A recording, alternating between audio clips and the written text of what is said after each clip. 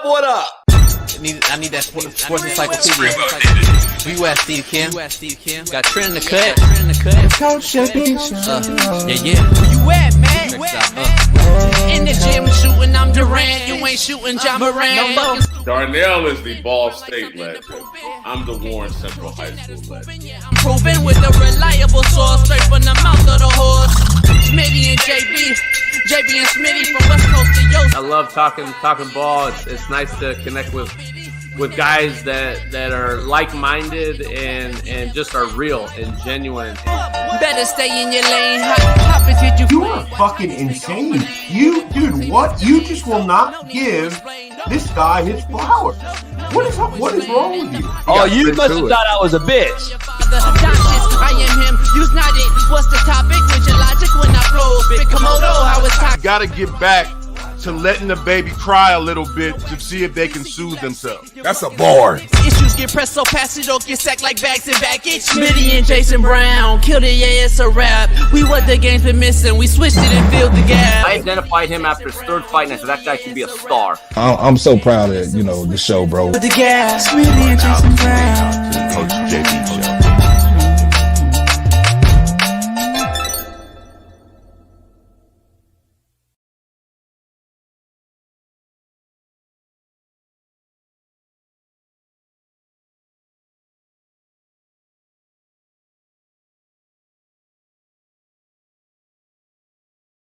What up?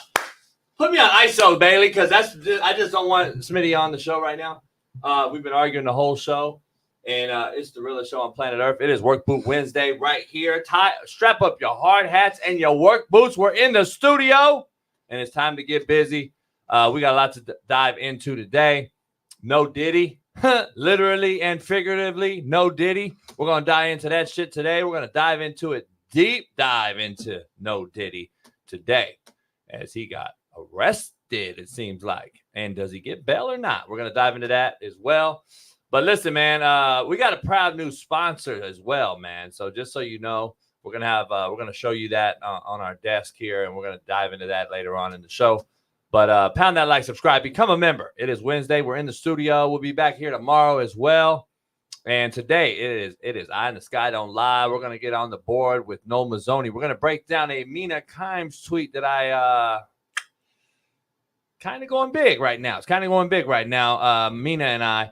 But listen, we're going to dive into that with Noel Mazzoni. Plus, Coach Fred, Alcorn State. He'll be joining us every Wednesday from now on as well, right after Noel Mazzoni leaves the show and Josh Booty. Coach Fred will join us as well. So stay tuned for that. But it is Work Boot Wednesday. Noel Mazzoni, Josh Booty, Coach Fred, all that and more on a loaded show on the realest show on planet Earth. So make sure you pound that like, subscribe, become a member today on YouTube for only $2.99 a month.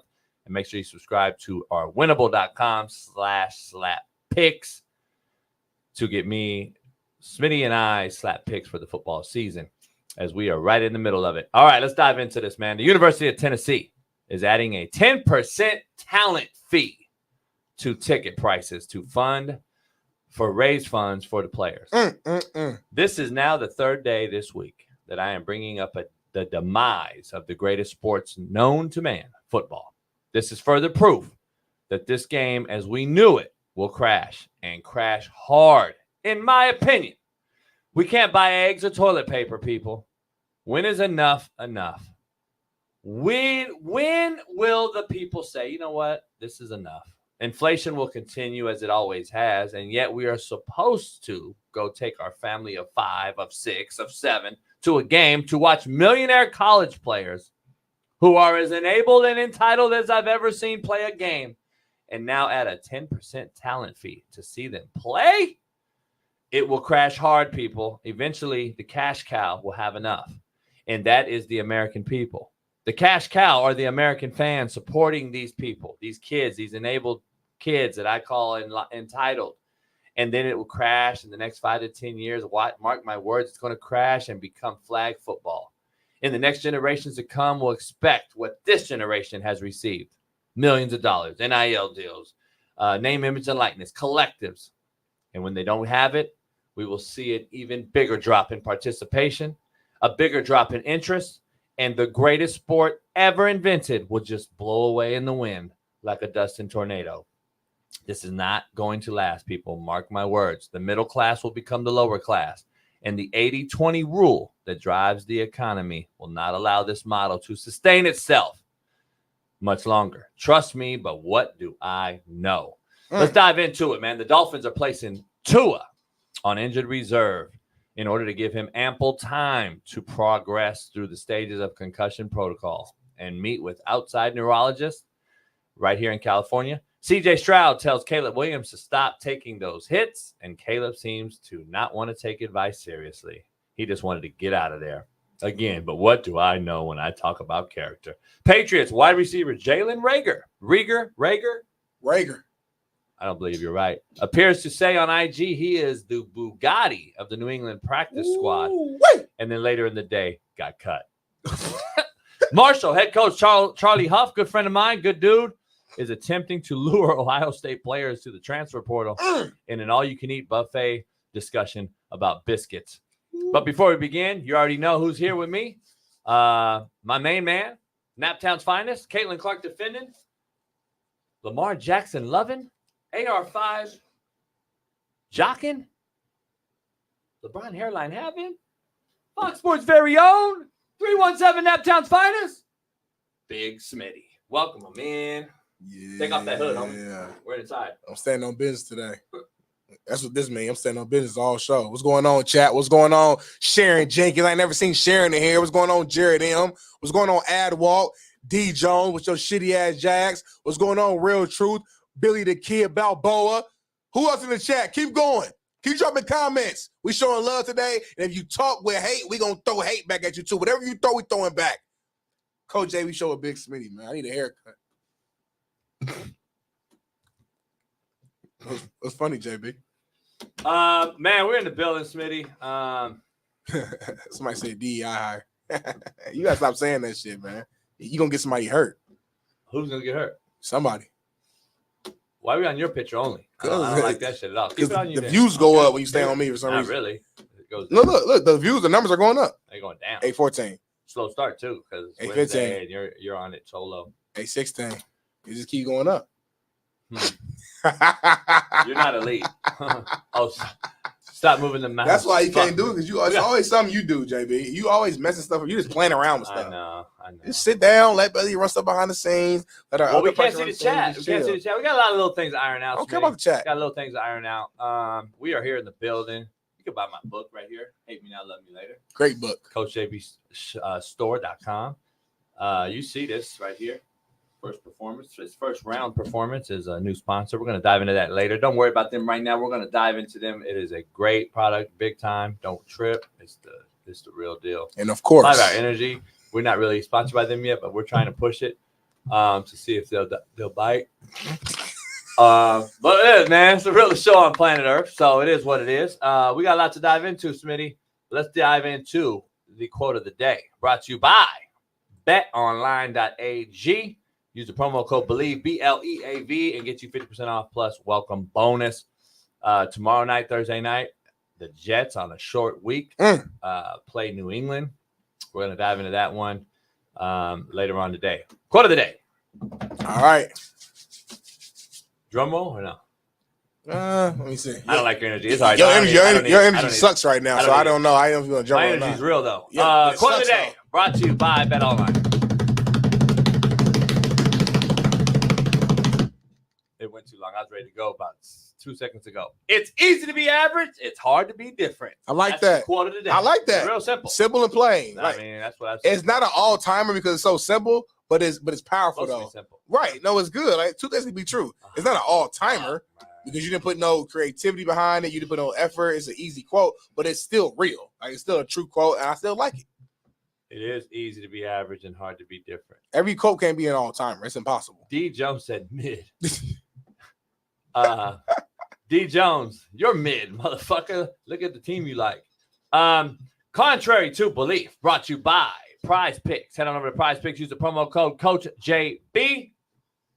Nobody who ever gave their best regretted it. That's Contrary to belief. That's true. If you put the your simple best gems forward, I'm dropping today is not the energy that you guys supposed to have, because Smitty had to drive to work today, and he's kind of like not used to that. He doesn't like to get up in the morning. He's always late to things.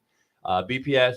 But listen, I was super early today. Contrary to he was early today. Super early. But nobody who ever gave their best regretted it, Smitty. That's true. I mean, how can you give your best? I give my best and still regret it. Two things can't be true in that scenario. Exactly. That's why two it's things impossible. are never true. But you know what's crazy? I got everybody on this show saying that. I know because I'm a real one. Again, contrary to belief. Contrary to belief. Brought to you by Prize Picks. Don't keep saying it. It's a new one. You already said I'm going to do another one. I don't want to hear that. Two things can't be true. Contrary to belief. Now, nobody likes that. Like the whole chat don't like that. Let's dive into the poll question right out the gate. Smitty, let's dive into the poll question. Our thumbnail tells you what it is, and what's on the thumbnail? It's Tua, like damn near like Hawk Tua or Tua. It should be Hawk Tua, same shit. Okay, it's Tua. Tagovailoa. Oh my God, what the fuck? Tua's on the. What the fuck, homie? No, we did not just do that. What, homie? Oh, you'll get me fired. He's on the thumbnail, homie. What was the pose you did though, homie? What was the pose you just did? What the fuck was that? Tua, homie. What the hell? No, stop. We're not moving forward until I get a clear cut. What was the pose you just did? I asked, was it Tua or Hawk Tua? Baby, come on in, you baby. Said Tua. I'm tripping. Am I tripping? What's going? I'm confused. That Bailey. There's something I don't know about. What happened? Thank you. Wow. So 2 against 1. 2 against 1. Maybe I'm tripping. 2 whites against 1. Maybe I'm tripping. Brother. So keep going. Right there. Can you see the thumbnail? I don't see nothing. I see me and you. Can you remove it? All right, that's regular. Okay, no, that's not our thumb. That's the ESPN. All right. The real thumbnail, homie. Oh my God. Oh my God. You got the ball, homie. Like oh my God. God. Holding the ball. Homie. God, we love you. We thank you. We appreciate you. I don't get it. I did not say anything. Anything he does, God, please put that on him. Blessings and you know the other part. I don't understand. Don't put it on me, though, God. All right, move forward. I'm sorry. Move forward. Move on. It's Tua. Move on. Move on. That's crazy. Anyway, move on. Move on. Will Tua return this season? That's the poll question. Drop it in there. All you guys drop it in the chat. Will Tua return this season? They put him on IR. So, Smitty, the earliest he can return is week 8. Week 8. Does that give ample time? I don't believe so because he's had years, Smitty. He's had years. 2022 is when I had a viral video about him banging his head off the turf. That was 2 years ago. Last year, he went unscathed. Knock on wood, he was fine last year. He kind of stayed upright and healthy. And then 2 years removed, early in this season, he got banged and is out. Like, think about it. I mean, 8 weeks ain't going to change nothing, dog.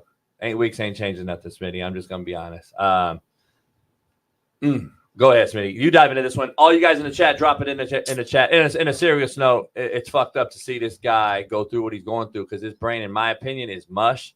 I think Dr. Jesse Morse agrees. I think a lot of people agree. I don't believe he comes back, but at least they're going to give him an opportunity to think on it, and that's what I think this is. I really think this 8 weeks is just a time to – it's really going to be about 5 weeks, 6 weeks because it's already week 3. Right. I just think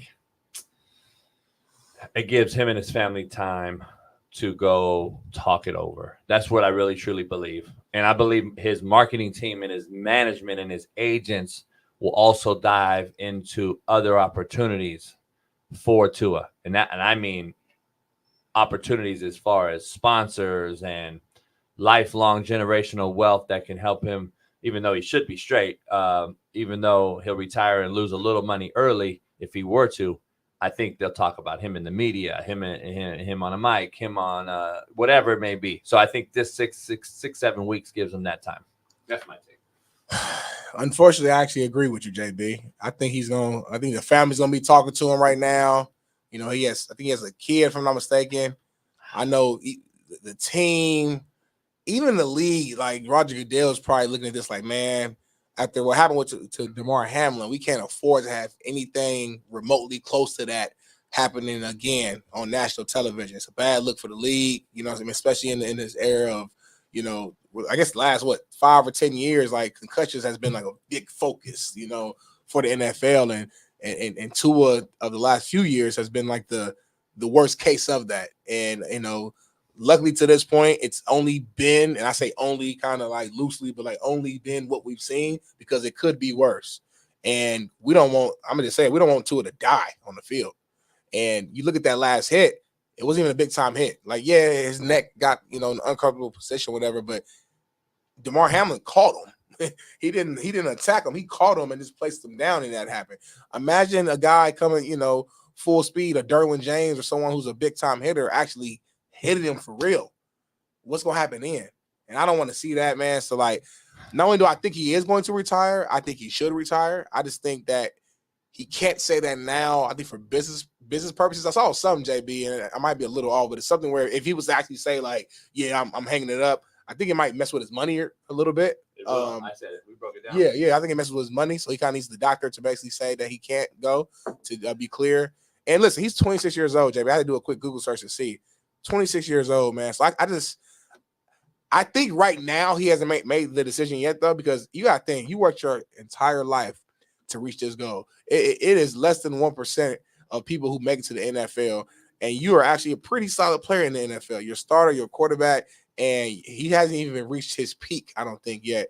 And to end your career hanging cleats up at this age, regardless of what's going on health-wise, is still an extremely hard thing to do. I remember when this is completely different injury, but when I, went through my knee injury and the doctor had DQ'd me and disqualified me, it took me forever to like come to grasp that I was done playing football. Like, it took probably like at least another full year. I was still trying to figure out the knee, and I was considering going to like a D1 AA. I did not want to give up football. I've been doing it was a part of my identity almost, JB. You've been doing it for so long, and football took me so damn far that it was like, damn, what am I gonna do without football? Now again, he's in the league, he has a ton of money, he's gonna be straight, but still though, football is who you are. To an extent, you believe that. So now to just hang it up is still a hard thing to do. I got an interesting take though. Paris, if you're out there listening, we might want to cut this. But listen, I don't agree with just saying retire either. First of all, he played his whole life and he chose to play this game. Number one. Number two, there's too many blue collar workers in my era and generation. Watching my dad grow up, as a little kid, watching my dad have to go through struggles and strifes and trials and tribulations, eating grease sandwiches and shit, and having nothing to come home to eat. I'm like, he still did it. And this motherfucker got concussed every goddamn day.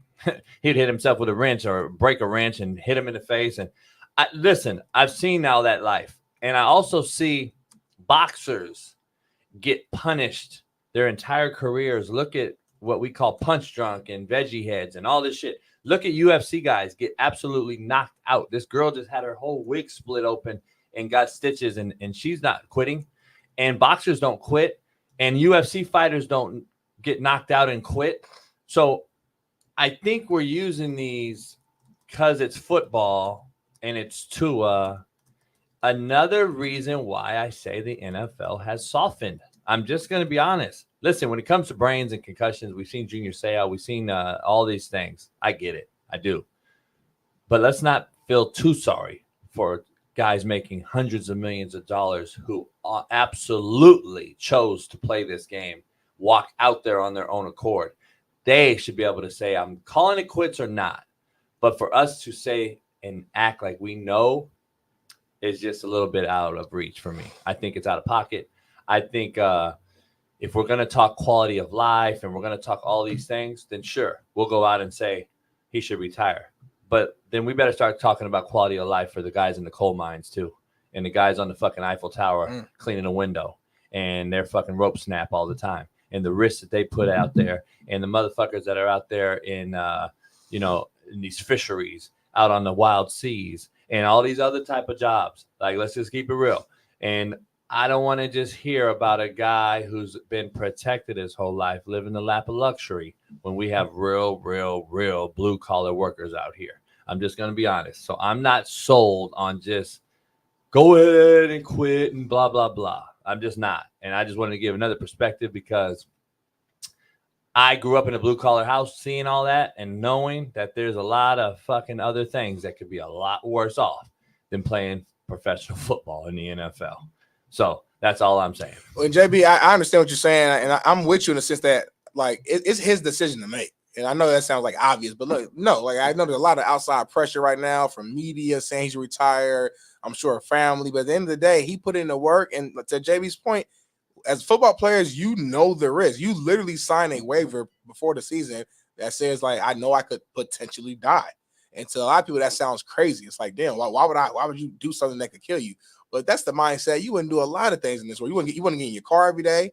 You wouldn't get in the airplane. You wouldn't do a lot of these real hands-on jobs that JB was listing. But you got to live life, and you can't live life in a fear-based mentality. Otherwise, you'll never reach any goals or any aspirations that you might have. So I do think it's ultimately his decision and his thing. But my only little pushback, I know you're comparing it to like, you know, some of the, like the jobs like I know your father did and others did.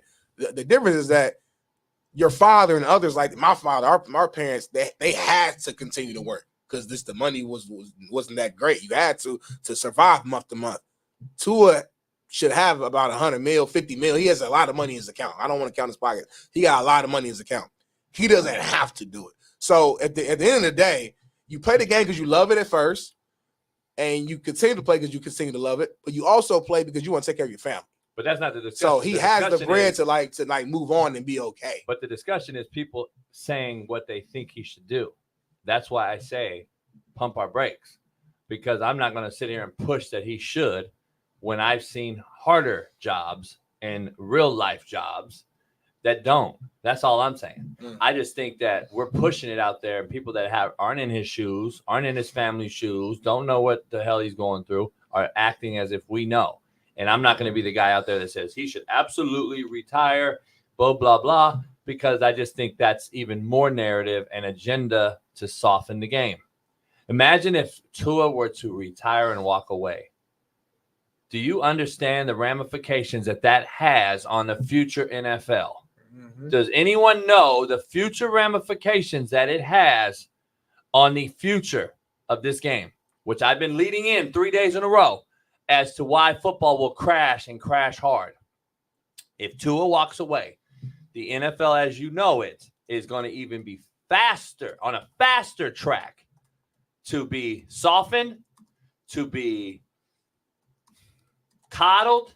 We're going to see everybody in fucking helmet condoms. Everybody will be in helmet condoms.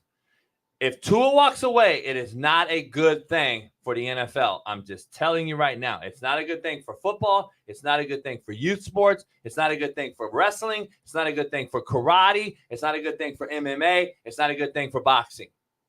I'm just telling you right now. If he walks away, he'll be the biggest talk in sports, period. And it's going to be, oh my God, Tua walked away from sports. Tua walked away from a potential gladiator sport. Used to be, at least. And now what do? Did you guys see Tua, Mom? Did you see what happened to Tua? You can't fight like that, little Johnny. You're going to see it. I'm just telling you right now, dog. We don't want Tua to retire.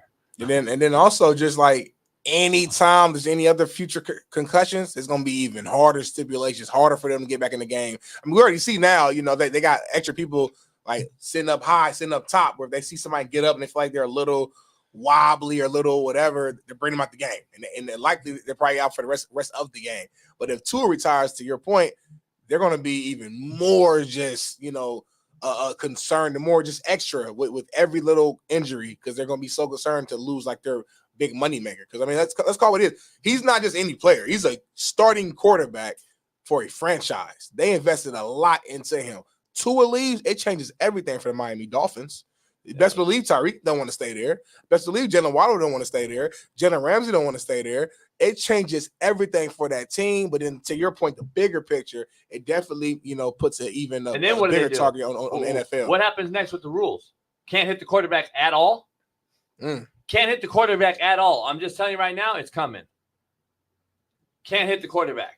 Two-hand touch on the QB? Can't even touch the quarterback. I'm telling you, it's coming. It's going to be a ref back there with a whistle on his own accord. The quarterback's going to be on. It's going to be thud. It's not even going to be thud. It's going to be a whistle that's going to say he's down. Beep. Like practice. So the guy got there. It's like red. It's like practice. It's like practice. I got him. He's down. I got him. Beep. Down. Third down. telling you, dog. We're almost there already. What if he scrambles though? We're already there now. If he scrambles, how we gonna do it? If he leaves the pocket, he's dead. I don't know. I mean, I'm telling you, something's gonna happen. I'm telling you. Just watch. Just keep watching. I'm just telling you. Let's move on, Smitty, because we can talk about this shit all damn day. I'm just telling you right now. Let's dive into the CJ Stroud thing, man. Oh, yeah, there's a video. I don't know if you guys have seen it, man, post-game. Man, I talked to CJ last night. We're going to get CJ. That's the homie. Get him on this week, man. We're going to try it. We're going to try Cam Newton as well. Cam Newton was going to try to come on this morning, but I told him let's promote it and some other things he had going on. So Cam is going to come on. We're in constant communication. Cam Newton will be on here soon. CJ Stroud will be on here soon. We'll get those guys. That's two, like, strong brothers right there. Yeah, two strong NFL quarterbacks. Two strong NFL quarterbacks. I recruited one, and I helped big for the culture. We're gonna dive into that, but what does JB know? Let's dive into it. You don't know too much. CJ Stroud though, video man. Post game, obviously the Texas and Bears played. Texas won. Post game, CJ Stroud walked up to Caleb Williams to give him some advice, and here's how it went. Yeah. Hey, keep going. Stop taking those hits. Yeah, I know. Hey. Yeah. Learn from those mistakes, and everything that you got, bro, is in you already, bro. You're going to be a hell of a player in this league. Yep. All right, boy. Appreciate it. For sure. That motherfucker, man. Go ahead, homie. So, what I read a couple things. Number one is arrogance. I read bro, you've been here 1 year longer than me. We competed in college, and we was in college at the same time. Don't try to, like, son me as if, like, you Tom Brady or some OG. I think for him, he's thinking like, talent wise, I'm better than you. I was drafted, even though you drafted CJ was number 2 overall. I'm number 1 a year later. So like in his head, Caleb Williams feels like I'm better, I'm greater than you. I don't want to hear no advice from you. That's the first read I got. Number 1. Number 2, just I think simple, just frustration. I just think you just took an L. You just took a bad loss. You been getting hit all fucking game. He ain't trying to go. He ain't trying to really hear like a long conversation from the opposition right now, which I can understand that to a degree. But knowing CJ Stroud, he's a real one. Like CJ's not doing this for the cameras or for the clicks. CJ's trying to give him real deal, just looking out. I think CJ genuinely wants Caleb to succeed. He understands the pressure to some degree because he was a big time, high draft pick, big time recruit, etc. So he understands what type of pressure he's going through. I think he legit wants him to succeed. And he's telling him, hey, man, I was just a rookie last year. I was just with a young team with weapons in a very similar situation as you. Trust me, don't take these hits. Like, keep that confidence going. Like, he's telling him some real deal stuff. So, but again, my initial thing when I look at Caleb, I'm just thinking, I feel arrogance. That's just the energy I feel, JB. I don't even know where to start. Take your time. Got 3 hours. I need to defend some part of it. I ain't really defend. I ain't defend, Kevin. I can understand somebody being a little frustrated. You just lost, got your ass beat, and was getting killed all game. I can understand that part, but I led with arrogance. The way he walked away, and that's why I just was like, man, come on. He never looked at him in the face. Tells me a lot. We already knew that, though. Let me see. I'd rather paint my nails and look at you in the eyes. You're not looking at that motherfucker. Come on, man. Take it from your older OG, judge of character extraordinaire. Right there at the end. Right there at the end. He had to because he knew cameras was on him. Oh, well, okay. Shit. Now he had to. Shit. Look. When's he looking at him? It's loud. CJ going at him like he's giving him the ear because it's loud. CJ's trying to look at him in his face. He called him back, said, come here. When are you going to stop defending these motherfucking pussies, dog? That's all I want to know. I just want to know when you're going to start defending these pussies. When are you going to say, you know what? Caleb is fucking who JB said he was. I never started defending pussy. A low character, soft, feminine motherfucker. And I just knew it couldn't work in the NFL locker room like JB said. You said low character? When are you going to say that? Low character. Do you know Caleb personally? That's low character. Do you know Caleb personally? No, I don't need to. That's low character. Do you know Caleb personally? No, I've seen it now. So if I found the clip of JB at one of his lowest moments, I can use that to define you. Yeah, because the world has done that to you. Because the world has done that to you, though. They used your quote unquote worst moments as a coach, and they blackballed you. That's me. Though. You think that's right? Yeah, but that's me, though. Okay, cool. You feel me? Continue though. I wasn't fake. I wasn't an actor. That's me. And if you see me apologize for it, no, thank you. Next. So I kind of have. Here's the issue I have with this. You started what? Is this his second or third game? Second. Yep, second. So they were 1-0. Yep. Or they were 2. They were 1-0. They won their first game. Remember they came back. Yeah, that's the second. They beat the Titans. So this guy's in 2 games in the NFL. Didn't play his last bowl game. He didn't play in his last season. In the season, he won the Heisman 2 years ago. From that point on, he already knew he was the number 1 pick. Everybody was in his ear. He was the guy. C.J. Stroud was number 2, so he got a little bit of humility set in when they took Bryce over him. He's probably glad that he went to Houston. I'm sure he prays every day that he went to Houston and not Carolina. So all that in retrospect, he's telling Caleb, hey, dog, I'm just trying to give you some free game. You don't got to take it, but at least like respect me. Like look at me in the face, homie, and take these nuggets I got from my first year in the league. By the way, whatever you want to say, he ain't Brady and Manning and acting like he's been in the league and went to the playoffs in the NFL already. Just so we're clear. Have you, Caleb? You didn't play your last college game. All I'm saying is, all it should have been was, man, I appreciate that, dog. Woo, woo, woo. And because you're going to need some allies in this profession, especially from your same position. Especially from your same position. You're going to need some allies in this. When you abandon ship, and I don't want to have nobody in my corner, and I'm going to be that asshole. Go ahead, dog. To me, it screams little boy. I love saying that with little boy. It screams little boy, little boy. It screams little boy. Then you want to do all this other old shit on the side. You know, we've been talking about it. But what do I know? I know I've heard Jeff Nadu on this show, and I've heard Shaun Salisbury, and I've heard you, and I've heard everybody talk about it. Don't matter if he paints his nails, JB. Don't matter what he do off the field, Netflix and chill and dogs and cats. It don't matter. If he balls out. He balls out. Yeah, that's true. But he ain't balling right now. So all that does matter now. In 2 games, he's not balling out. So, yeah, all that matters in the first 2 weeks. He's not listening. I'm listening to everything. He's not listening. You acting like I'm just some huge Caleb Williams supporter. Let's not get it twisted now. I'm just saying, y'all ain't listening, though. What did I say? Matters. Character. And I said, be careful. All y'all say that shit don't matter. But I said it did matter. I'm the motherfucker that said it didn't matter. I'm the one that said he's going to be shitty and a bust because of the other shit that he does. Y'all said it don't matter. He's going to be fine in the locker room, coach. He's going to be fine, JP. He's going to ball out, JP. Motherfucker's thrown for barely 100 yards in 2 games. The 3 fucking picks and yet to throw a touchdown. What the fuck we talking about? I told you character matters. Because you're a quarterback, Smitty. You're not a fucking, no offense to you, a 3 technique that nobody knows. Everybody knew me. I'm just talking about in general. 3 technique. 3 techniques. Who knows them? You got a helmet on. Nobody knows what your face looks like. Nobody knows your name. You're a 3 technique. You're a grunt. You're a hardworking trench warrior. Nobody knows who you are. They know who the guy that paints his nails are. And that's the motherfucker all eyes are on.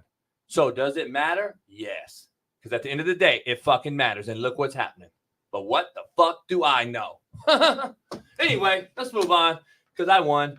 That was strong, JB. Patriots wide receiver Jaylen Reagor. It's Reagor, homie. Whatever. He's a fucking nobody. Appears to say on IG that he's the Bugatti. Again, Smitty, this is the fucking.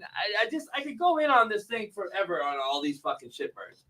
I'm the Bugatti of the New England practice squad. These cats have no humility, dog.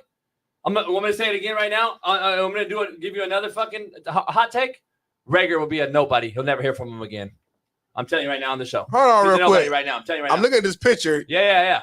All he did was post a picture. Yeah. I'm not seeing no words, no text. I feel like nah. Move your mouse real quick, somebody. Because I can't see it. There we go. Go it says Patriots wide receiver Jaylen Reagor appears to say on IG he is the Bugatti of the New England Patriots squad. Practice squad appears.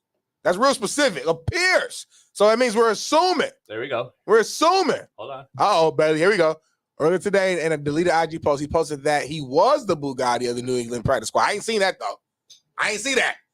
All I see is this, baby. All I see is this. With my 2 eyes, all I see is a picture of a Bugatti with no words. So we're just making assumptions. Okay, well, let me ask you then, Mr. Fucking Assumption. Never assume. You taught me that, JB, a long time ago. What do you mean, then? Why would you post it and delete it then?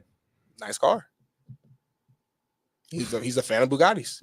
He deleted it because of the backlash and because all the people like you who went online killing them, making assumptions. So his team is PR. Like, hey, this deleted because like it's not worth the attention. Is he not? That's what it was. Something? I don't know what he's doing. Is he not I ain't spoke to the man. So why did he put that? Do you know Jaylen Reagor? So then I put a lot of shit in my story. All right, so then you break this down and give me your defense of him then. And this. My defense is that it's the social media and he can do what the fuck he want to do on his social media. Okay, I didn't say I put a lot of stuff on my story. I didn't say put yours. I put a lot of stuff on my story. What is this post of then? He just showing you a Bugatti. Ignorance is life-threatening, Lord. I heard Jesus. from my sources that Jaylen Reagor is a fan of Bugattis. So he decided. So he just said, I'm the Bugatti of the New England So he Patriots. posted- How hard is this? He didn't say that. Why is it so hard to realize? He didn't say that. I got to get your Wonderlic score. What was it? Did you take a Wonderlic? I took the I took like a practice test or whatever. Like I didn't take the legit one because I never like had a pro day, none of that shit because I got injured. So you're just telling the public that saw that picture that everyone out there is dumb. Yeah. That's what you're saying. I think everybody else is dumb except Everyone's dumb to think that this guy posted this and he doesn't think that he's something he's not. That's what you're saying. I'm telling you my real answer. I think Jaylen Reagor is saying that you have a very explosive weapon and talented guy who you got just sitting on the bench. That's my honest opinion.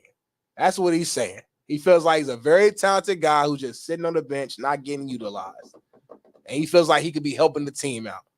And he's just sitting here parked. So he's saying he's the Bugatti of the practice squad. He just saying he's parked. God damn it! I just like fuck with you, JB. We can't agree all show. We've been agreeing from the beginning, so I gotta throw something at you to kind of get your energy. Your energy's been low. I like it. The 5 hour energy are all closed. That means you didn't drink one this morning. That's probably why your energy sucks right now. It's all right. So I had to find a way to get you going. Listen, I got a bad back and I got a sore back because I carry you in the show. You can't carry me though. I got wide shoulders, big 260. shoulders. I got a lot going on. Baby shoulders. A lot going on. Callie went to the doctor yesterday. How is Callie? I didn't even ask you that. She need surgery. She need ACL surgery. Oh, it's legit? Like she tore ACL? She tore ACL tendon. How? How do you think she did it? Like just running around in the back with? My dogs are athletic, homie. Well, not that athletic, it's like homie. She cut on Ash, and you know what I'm saying? No, I think Ash young ass had her. You know what? Ash young ass be playing around too much and had her fucking around. So first of all, just to get. Don't look at me. All right. Look at the screen. All right. Just to get X-rays and blood work, it was $675 yesterday. It was $675. $675. Just to get the check. Just to get to check him out. So then you could tell me that you're going to have a $5,000 ACL surgery. That's the biggest scam known to man. Veterinarians are the biggest scam artists. I'm just telling you right now. So I said, so you're telling me it's $165 to draw blood on a fucking dog, on a canine? It's $165 to draw blood. How much? $165 just to draw blood. Somebody asked yesterday, like, come on, homie. Is there dog insurance? There is. I got it. Oh, really? Yeah, but I had to scam it and I had to do some things. Peter, don't look at my show, but I had to do some other things on the back end to get, because listen, they give you a 14-day cooling period, right? A sitting period. So then what they're going to say is, oh, you knew she was messed up. You got insurance. So you can get. Oh, yeah. So I gotta do some things. But don't worry about it. I'm not gonna say too much. I'm not gonna tell on myself too much. You called me a snitch too. But listen, all my Haitian homies out there, holla at me. I need y'all veterinarian skills. You disrespecting all Haitians, homie. A lot of Haitians have been speaking out, and they feel disrespected. People, I got some Haitian homies. Not my homies. Kodak Black. I know some a lot of people. They like, hey, I'm not with that. Like, y'all need to stop putting that on my name. Not my homies. You got 2 fucking Haitian homies. And you know what's crazy? You know what's crazy about JB? But they ain't your homies though. I mean, you got 100 homies.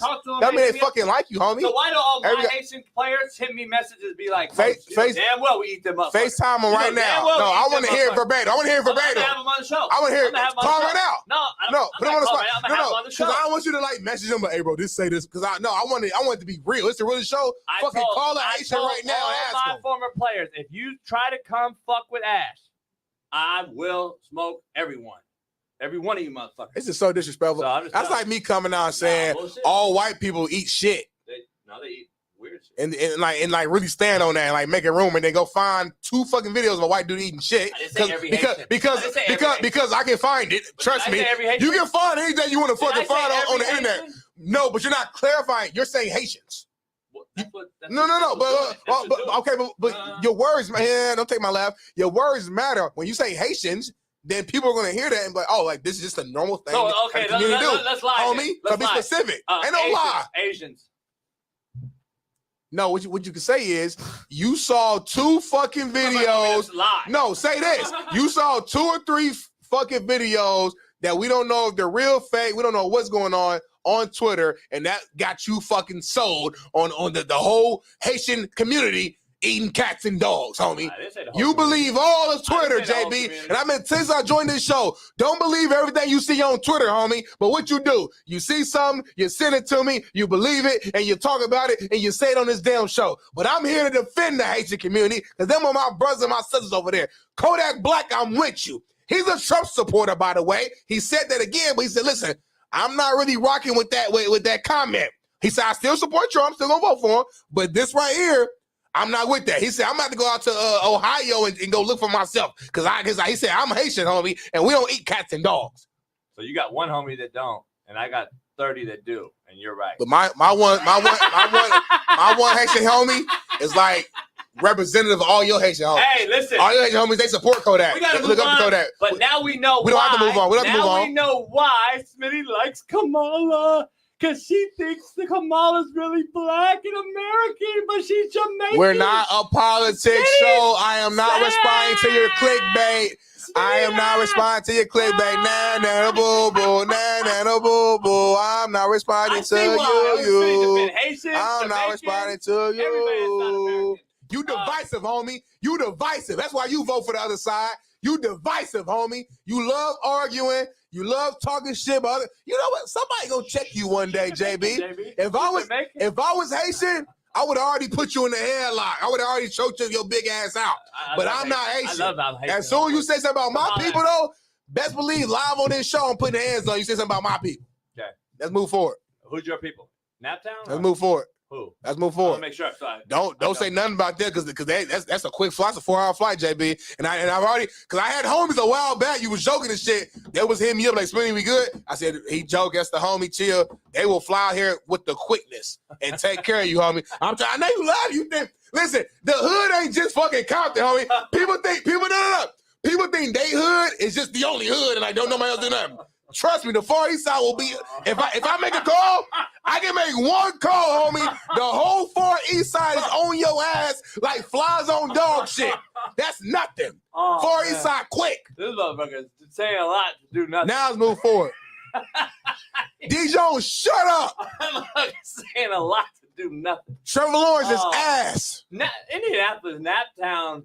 Don't say you don't know. Motherfucker, shut I don't speak on Compton. Don't speak on my own because you don't know. Old Town, stop. Oh, here you go. Let's dive into. We got our top 5, bottom 5, bottom of the barrel. You don't get the last word. I was in Compton, comfortable. I don't give a fuck. All in your hood, comfortable. You ain't there with comfortable, homie. I didn't need to be with you. And you know protection. You done. I'm good everywhere. I go to Naptown right now. You ain't like that no more in Compton. Right through they don't respect you in Compton no more, homie. They don't respect you in Compton no more. What you talking about? White Castle? I'll go right to White Castle right now. Right there downtown. Right there by the... That's how I know you not. I said Far East Side, homie. It's called Baker's Life, homie. Put respect on my city, homie. I'm from the Far East Side, Post Road. Oh, yeah, Post Road. 42nd Post Road. Yeah. Google Maps. Yeah. I can't find my You went to Arsenal Tech and was shivering, motherfucker. You was scared as hell, homie. Had your windows all the way up. Hood? I was there with fucking... this was the hood? That's why you didn't recruit there. But one time you was nervous. You was nervous. Had no Warren Central Warriors ever on your team. Chief, you from Iowa. Stop. Let's dive into the top 5. Shout out to Post Road, y'all. I don't want to see your top 5 no more. No Post Road on here. Top 5 NFL performances. Go ahead, Bailey. Let's bring up Smitty's first. Bring up Smitty's first so he can get his shit. Bring up my shit. Bring up the best list. Top 5 NFL performances from week 2. We got the Saints at the top, man. They 2-0. They scored on 15 straight possessions. Beat the shit out the Dallas Cowboys. Who's the Cowboys fan in our chat? I forgot his name. What's his name, homie? Where's he been? I ain't seen him. Last time we saw him when I was at your house on that Saturday night, he was outside, like he joined the show. He was in the hood somewhere on the corner, and we have not seen him since then. Is there Eddie Manyweather in the chat? Have y'all seen Eddie? Because I haven't seen Eddie since 2 Saturdays ago. 2 Saturdays ago, he was in Compton. He was. Haven't heard from him since. We're actually trying to make sure is Eddie all right or not. If not, rest in peace. T's and P's. We'll put a prayer out to baby Jesus later on. If there's no Eddie, if we don't see Eddie in the next 30 minutes, we're gonna say a prayer for him. That's real talk. We haven't seen Eddie in a while. Go ahead, give me your shitty list. All right, number 2, we got the Minnesota Vikings, who beat the Niners, the reigning NFC champions. Went out there, your guy, to your credit. When you're right, you're right. Did the Haitians get Eddie? Fuck you talking about, homie? What would you say that for? Hold on, man. You think the Haitians do everything?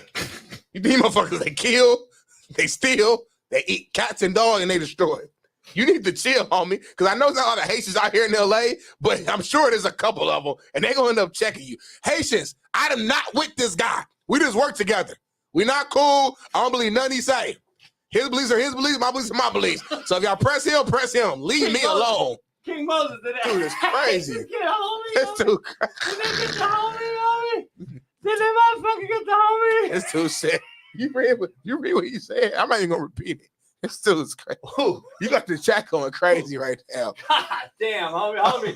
Steve, top I say, hit me up. Oh my God. Number 3, we got the Houston Texans, man. Off to a strong start, man. And they just went out there and how you say is obliterated? Caleb Williams and the Chicago Bears, man. They look like one of the best teams in the game. The Chiefs, I mean, it wasn't pretty, but they still won. At the end of the day, man, just win, baby, win. And they went out there and they beat a Bengals team, and they've had probably a C- game at best, and they still won. And number 5, got to go with the Raiders, man. They went out there, beat up on Lamar Jackson and the Ravens. I don't think nobody really expected that. Big time win for AP, Max Crosby, and all those boys over there. So these are my top 5 performances from week 2. The Chiefs, though? Yeah, because they still won. It's not about did they play great, but to me that's bigger. You didn't, but you didn't. But you played against the Bengals team, who they call that burrowhead. They call that your biggest. Put that little finger down and hit it. Next time you do it, made it down. But doesn't it say top performances? I don't get it. They beat the Bengals, homie. But they got and played a C- game and still won. Well, they got that's the heart of a champion, homie. But they got do you know football? It's about win. Would you not change it if I asked you right now, seriously? If I said, Smitty, be honest, be on the realest show on planet Earth. Swap out the Chiefs for the Falcons. You want it? Seriously? Beating the Eagles on me? Nope. I'm not believing in the Eagles. All right. This is your top 5. Leave my list alone. It's Big Smitty's top 5. All right, well, let's do the other one. Because goddamn. You doing my bottom 5 right now? Whatever Bailey pulls up. Whatever Bailey pulls up, we're going to just react. This. What's that noise I just made? Okay, there you go. Top 5. JB's shitty list. I got players and coaches and teams. Okay, so here it is. Number 5, Packers. They got it done with Malik Willis. Who I also was going to put on this list, but he was only 12 of 14, and that, to me, is a coaching job. The coach of that team did an unbelievable job keeping Malik Willis out of harm's way because he knows the quarterback play in the NFL is as bad as it's ever been in the history of the game. He understood that. He knew Malik Willis is a career 39% QBR guy, and he knew that going in. So he made a game plan to help Malik Willis, and that is coaching. So, Packers. Number 4, Baker Mayfield continues to be eat crow. He's continued 2 weeks in a row.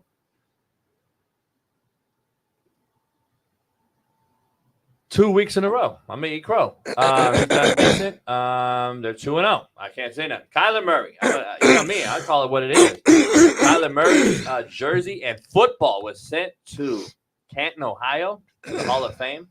But I also look at the league that is so bad that he can run for 150 and throw for 150. And now we're like, oh, my God, the greatest performance. But that's what we are, mediocrity to excellence. But Kyler Murray, give him his kudos. The Raiders.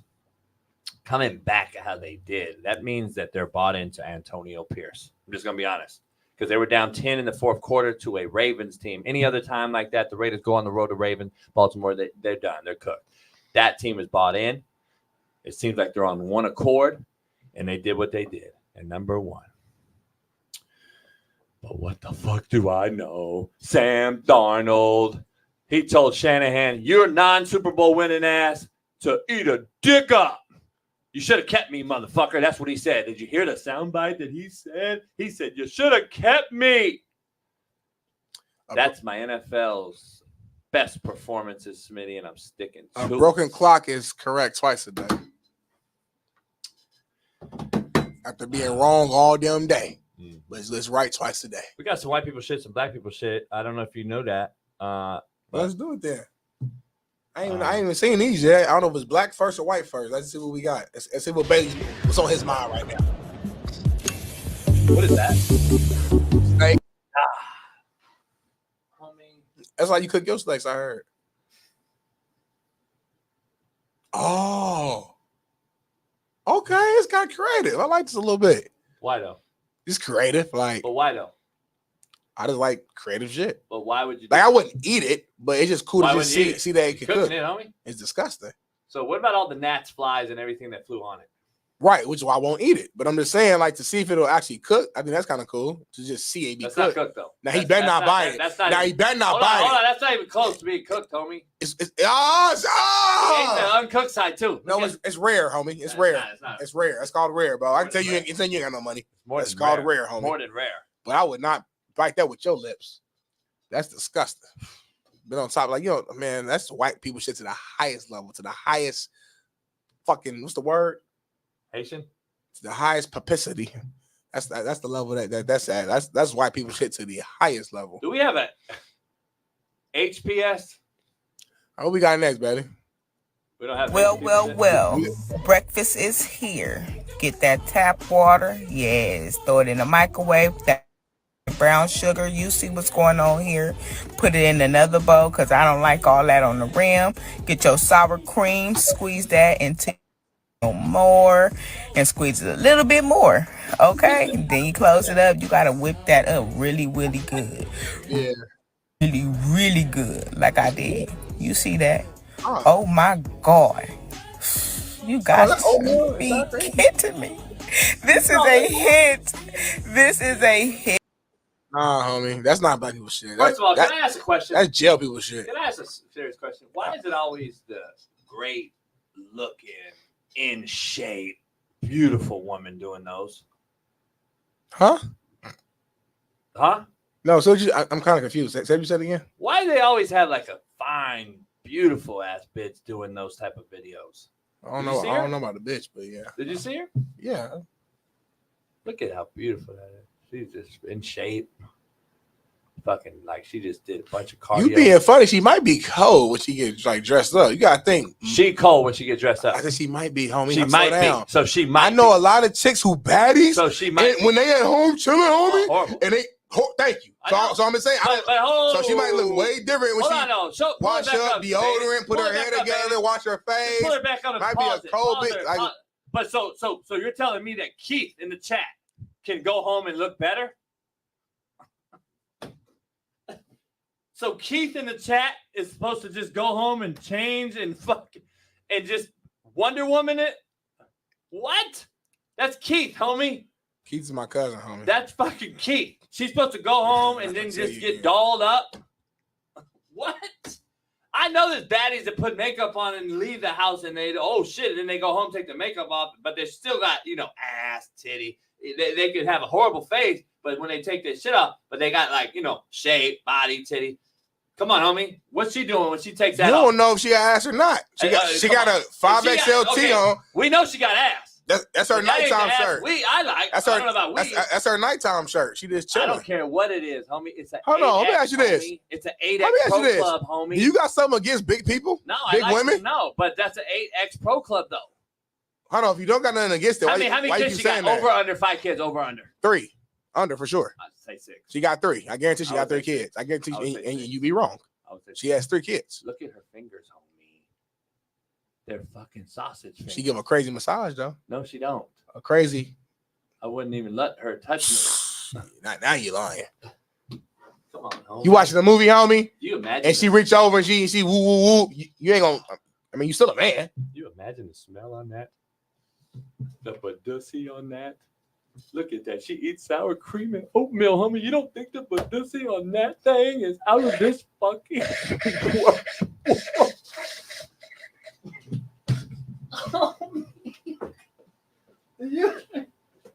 Do you think she smells good? Do you think she smells good, homie?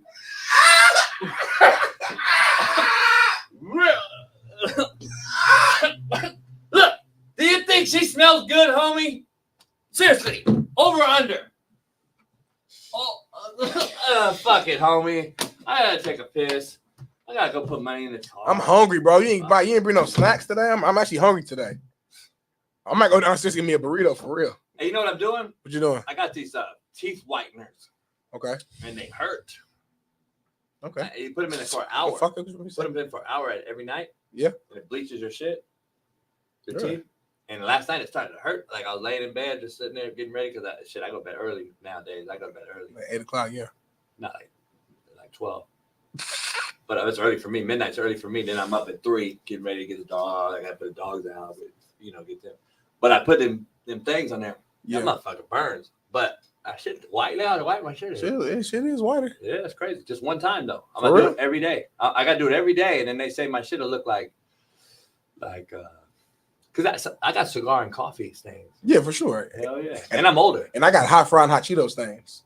There's no such thing as that. It is. Trust me, homie. Oh, they're pushing your teeth, Leah. You see, women know. See, Leah know everything. Shit. Women do that teeth. Baby shit. girl said it creates sensitivity. They both gave you good answers. Women know. Women know. Ain't no guy in here doing it. Women so smart. Women got yuck. Men got yuck. Their teeth could be fucking snaggletooth. They don't care. And women, I got a lot of respect for you. You guys, to fuck with some of these men that their teeth and they don't care about teeth is really a telltale sign that you guys are actually forgiving beings. Because some of these guys look like they just ate a whole Snickers and are walking around town, and the Snickers is still in their teeth.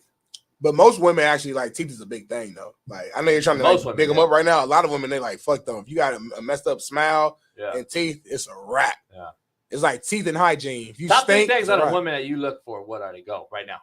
Physically or just in general? In general, top 3 things right now. You just saw right now. Go. Top 3 things. Right now, she right there. Look at her right there. She right there. Bad. Top 3 things I look for in a woman: pretty smile, thick, and good vibes. But you didn't know the good vibes. You just saw thick and a smile from there. See, there she is. I mean, how do you know? I'm a reader of human beings, JB. Me and you share that gift. I'm gonna look at teeth. If your toes is out, what they look like. Mm-hmm. Of course, I see your body shape all in one. So I'm gonna count body and hands. How vital are the toes? Because I appreciate like pretty feet. I like pretty feet. I ain't got no foot fetish, but I like you got pretty feet. That's a huge plus. Like hands, I gotta have hands. That adds to the whole shit. But I see the body, and then I see your hands because your hands is there. I see your hands, nails, whatever you got on them. A woman should never have dirty fingernails. That's weird. Nah, just the hands though. It's not about the fingernails. Oh, okay. The hands. Break down a nice woman's hand. Like what's the you can't have short, stubby sausage hands like old girl that just made that sour cream. Can't have that. Number 1. She gotta have longer fingers, more like longer. I could tell by your hands and your fingers what you're about. I can tell. I'm telling you, dog. You know everything about them. I'm telling you. I could look at a woman's hands and see them and know a lot of things. Women, this is a part of the Discord right now. Send JB specifically pictures of your hands and your feet. And I can tell. And I'll go on the show tomorrow. I don't even need to see who the person is. Yep, you do it private. I'll say, who gawks the best? Yep. Who could stroke that thing the best? Yep. Who could massage the best? Yep. Who can cook? Who could fuck? Who could cook? All that. Keep going. Now keep going. Till 10. You at 6. Who can hawk Tua? All right. Spit on that thing with 2. That's 7. Because 2 hands. First of all, you gotta have enough meat to handle the 2 hands. Most people don't. Most men, you don't. And I don't know if you know the fun fact though. What's up? Do you know that most men run out of dick before condom? I run out of condom before dick. Let's take a break. We'll be back.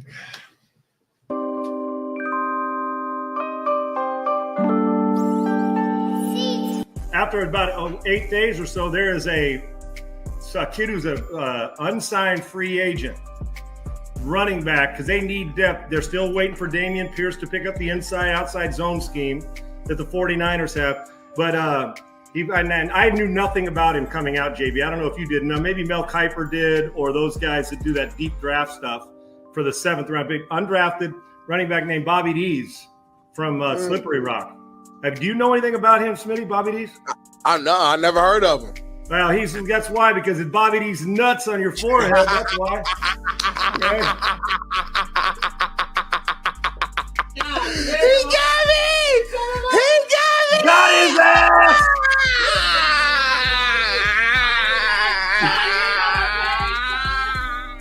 Bingo. Hey. He's nuts. Hey, oh. I threw you the lob. Hey, I did. Hey, Smitty. Classic. I heard that last night, too. Smitty, are you there still or are you dead? I'm there. JB, you turned me down last night, but Smitty, crazy thing, some guy used this joke too last night. I mean, about that Bobby Dees, the running back from Slippery Rock, who's really not a running back, Slippery Rock. I was at the Imagine Dragons concert. Have you ever seen them have you ever seen them in concert? Oh. Imagine Dragons. Either one of you? The fuck is Smitty, that? have you seen Imagine Dragons? I've seen them before, yeah. Yeah, Imagine Dragon, he's nuts on your forehead. That's me. What the fuck is that? I'm not saying who the fuck is that. Double dip. There you go. Got him. And by the way, I think Bailey found y'all quick too, by the way. No, he didn't find Yeah, he did. No way, Other Bailey. than that, we ain't got no free agent running back from Slippery Rock that none of us know. Okay? By the way, it had to be Slippery Rock, too. Right. Oh, yeah, you got to be the Rock. That was a hell of a job of the build up. Oh, we got you. I threw him the lob. Nobody said on a serious note, like it was a real like Mixing. Right, mixing. Oh, okay, like, it was a. I started up with the serious stuff. Flashback. Let's show a little Derek Carr. I think he's is worthless as tits on a boar hog. To be honest, that's just what I think. I think that is personally what I think about Derek Carr. Dude, that was so funny you said that. That's so old school. My mom. See how mean he is? That's what he was saying to high school kids too.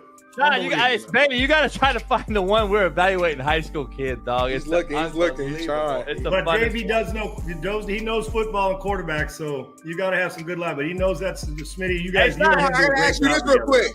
You're a USC legend. Another guy who people are saying is going to be generational talent. He's got drafted by Chicago Bears, who went to USC, and Caleb Williams. Give us your honest thoughts on Caleb Williams. Do you think he's going to be as great as the people are saying he is, or how do you view him? I think we're always premature and serious. And now JB doesn't like some of the other stuff. And listen, I don't care if he paints his nails as long as he can make plays. You know, in truth, when he gets deep down to it, do you really care? Now, he's going to have to handle some as locker rooms go, as we all three know, guys giving him a hard time and not being sensitive. If you're willing to put yourself out there and have a little fun with it and be you and be an individual like that has a flair and it's going to do his things his way, you got to be able to go into a locker room and let the players still get on you, and you got to have some self-deprecation about getting, at training camp and all that. But I can tell you this. I think it's absurd that we start comparing guys like we compare too much. We're already talking about, well, he's the next Patrick Mahomes. I know we need fodder for that stuff on our show. We all do, not you guys. But comparisons are everywhere. First of all, here's what I know about it. A dynamic playmaker. Let's talk about on the field. Forget all the other stuff. Questioning, crying with his mom, or what kind of leader he is. I've heard both. I've heard coaches inside that building say he's a great leader, and I've heard people inside or outside the building say they question it. So either way, there's going to be that till we see it on Sundays.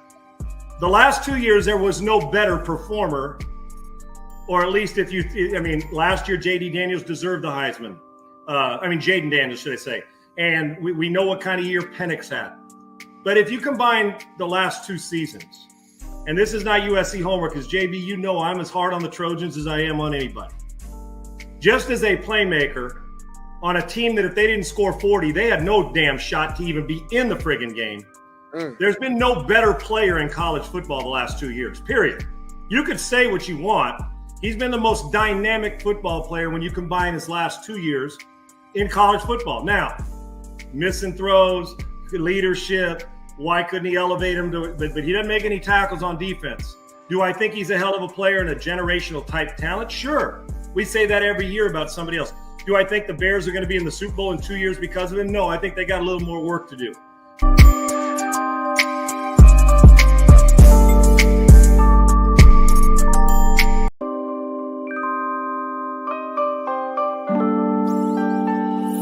Ladies and gentlemen, joining us now is a man who he spoke to every single NCAA college football 2025 team seemingly on the internet. From Last Chance U, national champion, Coach JB. Yeah, Coach! What's up, gentlemen? Coach, just great car, great stick. Thank you for pulling off to the side of the road. Hope you don't get killed here. Honestly, side of the road, LA, I assume, that's not necessarily the safest place on earth. So we'll make this quick. How do you feel about all of these new coaches now in this NCAA college football 2025 game using your speeches to motivate these boys from one side of the country to the other, Coach? I feel broke. Yeah. Like, it's crazy. Can I get like a royalty or something? Like, Netflix already screwed me. I'm getting screwed by EA Sports now too? Like, holy shit. I hit him up. I reached out to him like, hey, trying to be cordial and nice. I'm a nice guy, you know me. Yeah. And I was like, hey, EA Sports, maybe I can actually be your video guy than to actual do a real video instead of using my name, image, and likeness. Oh, shit. And maybe I can get a little piece of the pie, but nah, it's all right. Just keep sharing my 500 million views of it. I don't mean to laugh at you, but obviously you are a hilarious, miserable person, and this is kind of is how it goes. Hey, Pat, I was actually chilling. My back went out yesterday, so I didn't even do my show today. So I just left my chiropractor, and I'm waiting on this damn cigar company to open. They're late, of course. I mean, come on. Shit. Okay, so life is good. Last question for me, because I know the last time we talked to you, you had not watched the Netflix series Last Chance U. You said that. You said, I've not watched it, but obviously you've heard from everybody. Now, do you see some clips that come across your way? You're like, I don't remember saying that. And then all of a sudden, I killed that. And do you judge your clips whenever you see them? You're like, I murdered that one. Nah. A broad came over the house the other day, and I didn't really want to watch Netflix with her and chill.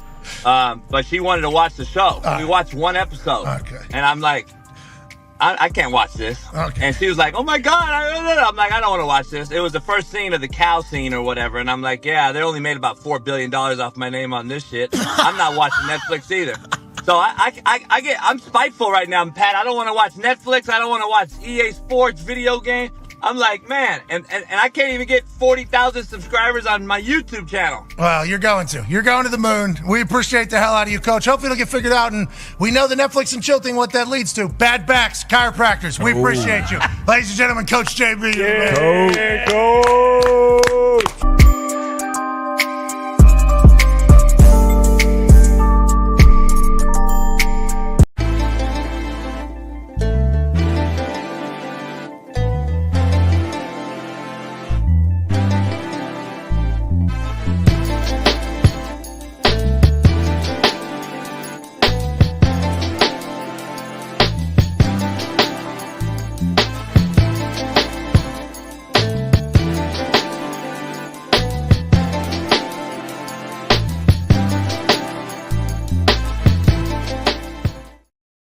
We are back. We are back, man. Make sure you hit that like button and hit that subscribe button as well. We have a loaded show remaining.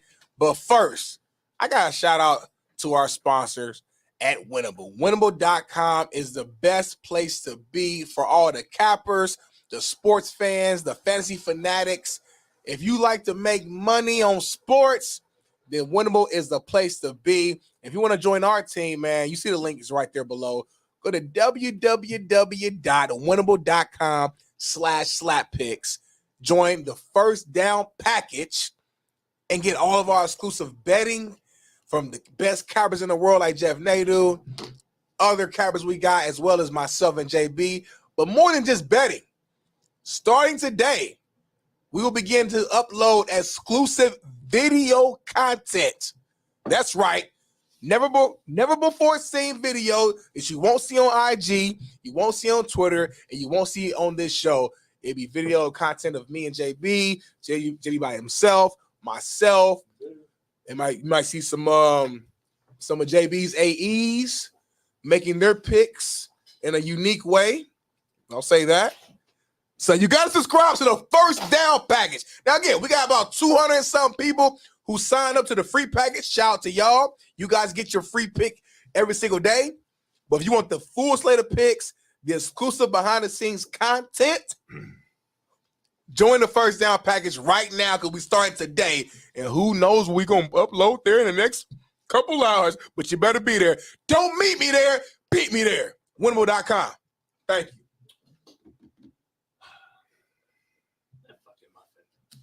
Oh, you can see it? My fault. Let me finish real quick.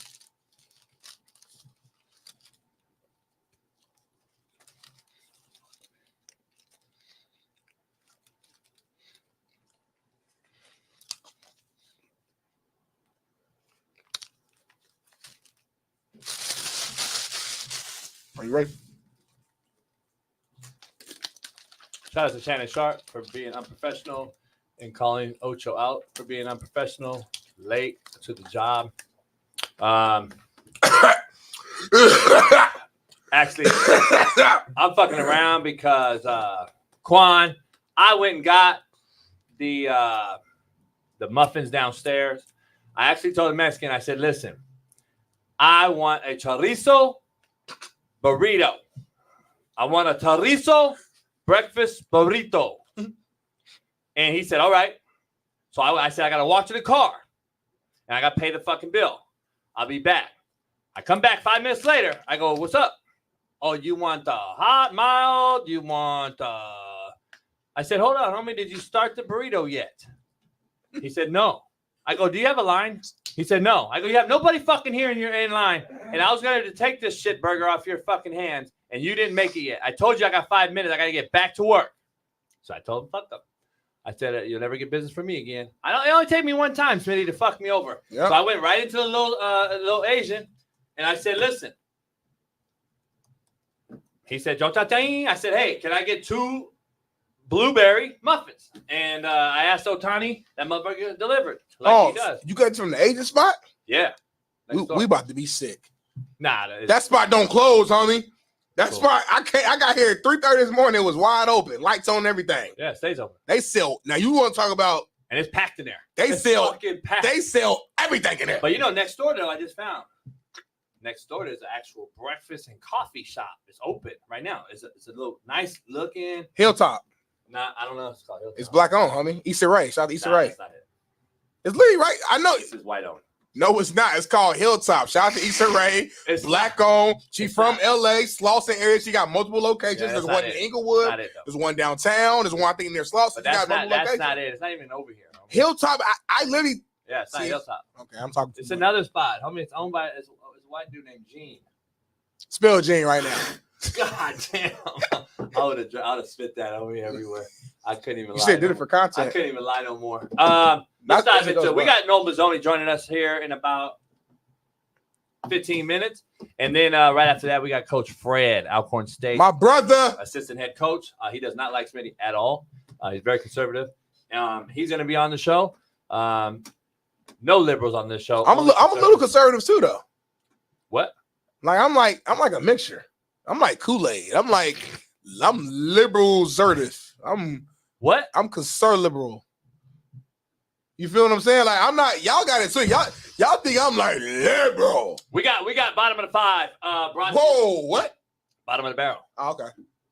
Let's show Smitty's right at the gate. Let's get our bottom of the barrel out the way. Bottom of the barrel, starting at the top, man. The Dallas Cowboys laying eggs, shit the bed. Michael Parsons came out and said that there was low effort when we watched the tape amongst all of them, specifically on the defensive side. And there's no excuse for that. There's no lack of effort. It's game day, homie. It's the second week. It's game 2. Nobody's tired yet. It's game 2. And you guys laying eggs. The New Orleans Saints, they put up with a 40 burger against you. 40-plus points, and they made it look easy. And you guys are this is supposed to be we say it every year, but this is supposed to be the year. Dak just got paid 60 M's, the highest paid player in NFL history. CD Lamb got the bag. He supposed to be at the top. Number 2, though. Baby, how's I got top five? Baby, I'm gonna stop sending my list in the group chat. Cause no way, I don't want him to see my list no more. Cause this looks like my list. And so I'm gonna send Bailey individual. I know it's more work on you, Bailey. I'm gonna send you your list individually because Smitty's still in my list now. Bailey, I think Bailey. You know good and damn well I would never steal from this lame's list. I don't believe in nothing he believes. I don't like this. It's just, these are the facts. These are just the facts. All right, go ahead. Bailey, don't do that shit in the background. Listen to me. Fuck what he talking about. Number 2, my Baltimore Ravens, who I'm a big supporter of, Lamar Jackson. They laid an egg. No way in hell you lose against the Raiders. And the way they lost, you let them come back. You had the game won. You're showing same signs you showed last year, Ravens. Remember last year had multiple games where they were up and they gave the game away late in games. They're doing the same thing again now. That's a bad sign. Number 3, the 49ers. NFC champions, been in multiple Super Bowls in the last few years, and you lose against Sam Darnold's Vikings. No excuse. You should have kept him over Brock Purdy. At least you're thinking that right now because he's outplaying that man. Number 4, I'm a realist. I'm the realest person on the show. Indianapolis Colts. Come on, bro. The Packers with no Jordan Love. The Packers with no Malik Willis. What was his passer rating, homie? Malik Willis passer rating? No, overall 39. 39 passer rating. I saw a stat. It said if you spike the ball all game, you get a better passer rating than what he had. It's exactly what it is. It's exactly what it is. You spike the ball all game. He went out there and balled out. And then Josh Jacobs ran all over us. Anthony Richardson, who I'm a fan of, but bro, it's not all about the big play. Make the intermediate throws. Sustain drives. Don't wait till the end of the game to be at your best, homie. Come on, coach. I'm not saying this out of like anger. I'm a big fan. I want y'all to win. I'm disappointed because we didn't put our best foot forward. That was a win, an easy win, and we let them off the hook. Number 5, JB's Rams. They're just we almost got to pray for the Rams at some point. They're going through it. Call it what it is, though. They're hurt, homie. It's not like they're just full go getting beat even down. Before guys was like all the way hurt though. Even when your boy when they was out there, they was losing, homie. So it's what it is. So they go into the NFC finalist, Detroit, and lose in overtime, and now a week later they lose 2 more. And Detroit didn't play that good either, though. 2 more receivers. Detroit didn't play that good. Keep it real. Right. You even agreed to that. Right. Detroit didn't play that good, and they lost. But they were still banged up to start the season. Everybody got injuries, homie. Nah, not like the Rams. That's football, homie. But there's no excuse. That's why. No excuse. I just watched. Yeah, we'll see my list. You put out there what you put out there. So that's my list. The Colts should be number 1 though. Well, let's see your list. They haven't. You claim I carried your list, so your coach be number 1 then. They can't stop a fucking nosebleed. How you say coach be number 1, but on your list you got me number 4, homie? They can make sense. Don't worry about it, because I got a real list. Just talking shit. Let's start with the Rams. My Rams. Your list sucks. The only reason my Rams are at 5 because they did get mollywopped. The only reason they're at 5. If that team was fully loaded and got beat like that, I'd have them at 2 or 1. So make sure. See how I have a rhyme or reason about my shit? Smitty don't. We got the Rams at the same spot. I know. He shitted on my list. I'm telling you why. Come on, homie. The Rams literally are so hurt and banged up is why I have them at 5. If they would have got beat by 44-10 or whatever they got beat, then and they were healthy, I would have had them at 1 or 2. So that's just the real list in me. Now, the Colts, whatever they are, they can't stop a nosebleed. They are the worst run defense in the fucking NFL. So, you know what? They're done. The 49ers, 3rd, because they dropped an egg. They dropped an absolute fucking donut and could not match Sam Darnold and the Vikings' fucking intensity. Period. Point blank. Brock Purdy, I told y'all, you should have kept fucking Sam Darnold. But what do I know? Number 2, the Giants. The Giants, we did a baby Jesus prayer.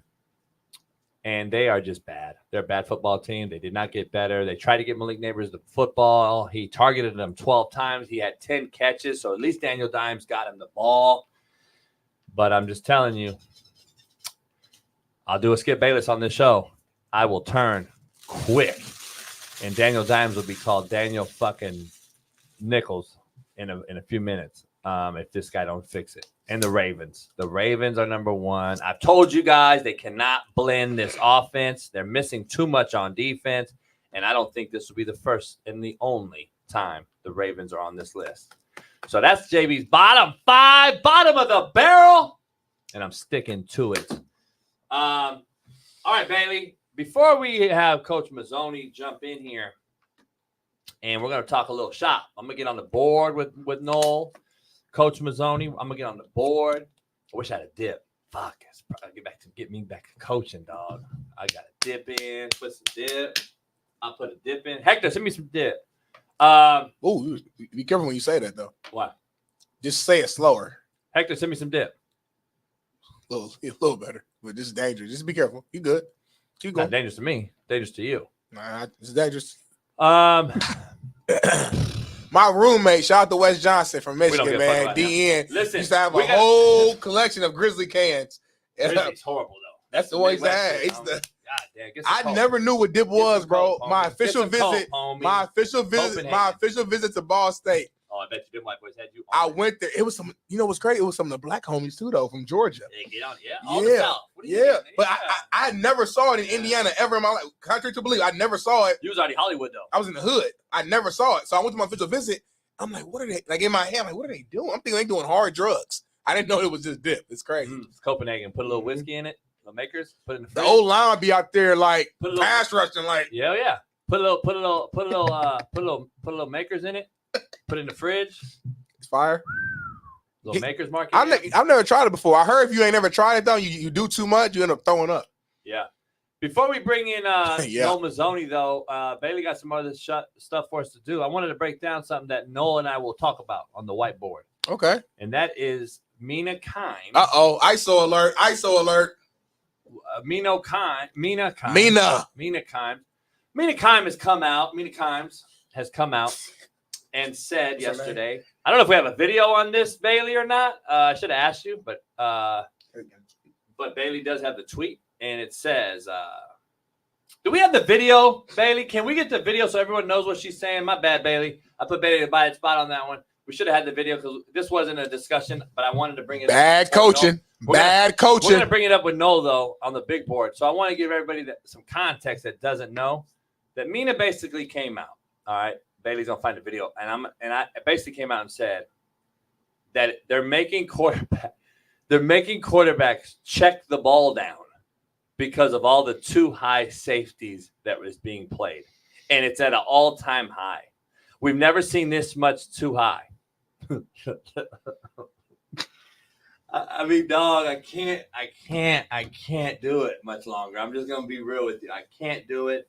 I tagged Dan Orlovsky because I'm tired of dealing with him. Take a listen to a video. I think there are a couple things, Laura, that stand out. One, you got a lot of rookie quarterbacks playing, and historically, rookie quarterbacks have always struggled out the gate. I think a couple of those guys that you mentioned have been struggling for a while. Deshaun Watson, Bryce Young, Kirk Cousins, obviously, with the injury. But another thing I think that's pretty significant is the way defenses are playing offenses, which is to say, basically daring them to either run the ball or check it down. In fact, in week 1, defenses played with light boxes against the run at the highest rate since NGS started tracking the data 8 years ago. They played too high shell coverage at the highest rate since NGS by a pretty dramatic margin. And because of that, you'll see here, the average depth of target for quarterbacks was the lowest it's been in years. Not just the lowest, though. It's been trending down for a while. Took a sharp turn. I mean, we're talking about a full yard down since 2019. So essentially, defenses are making quarterbacks into a bunch of check down artists.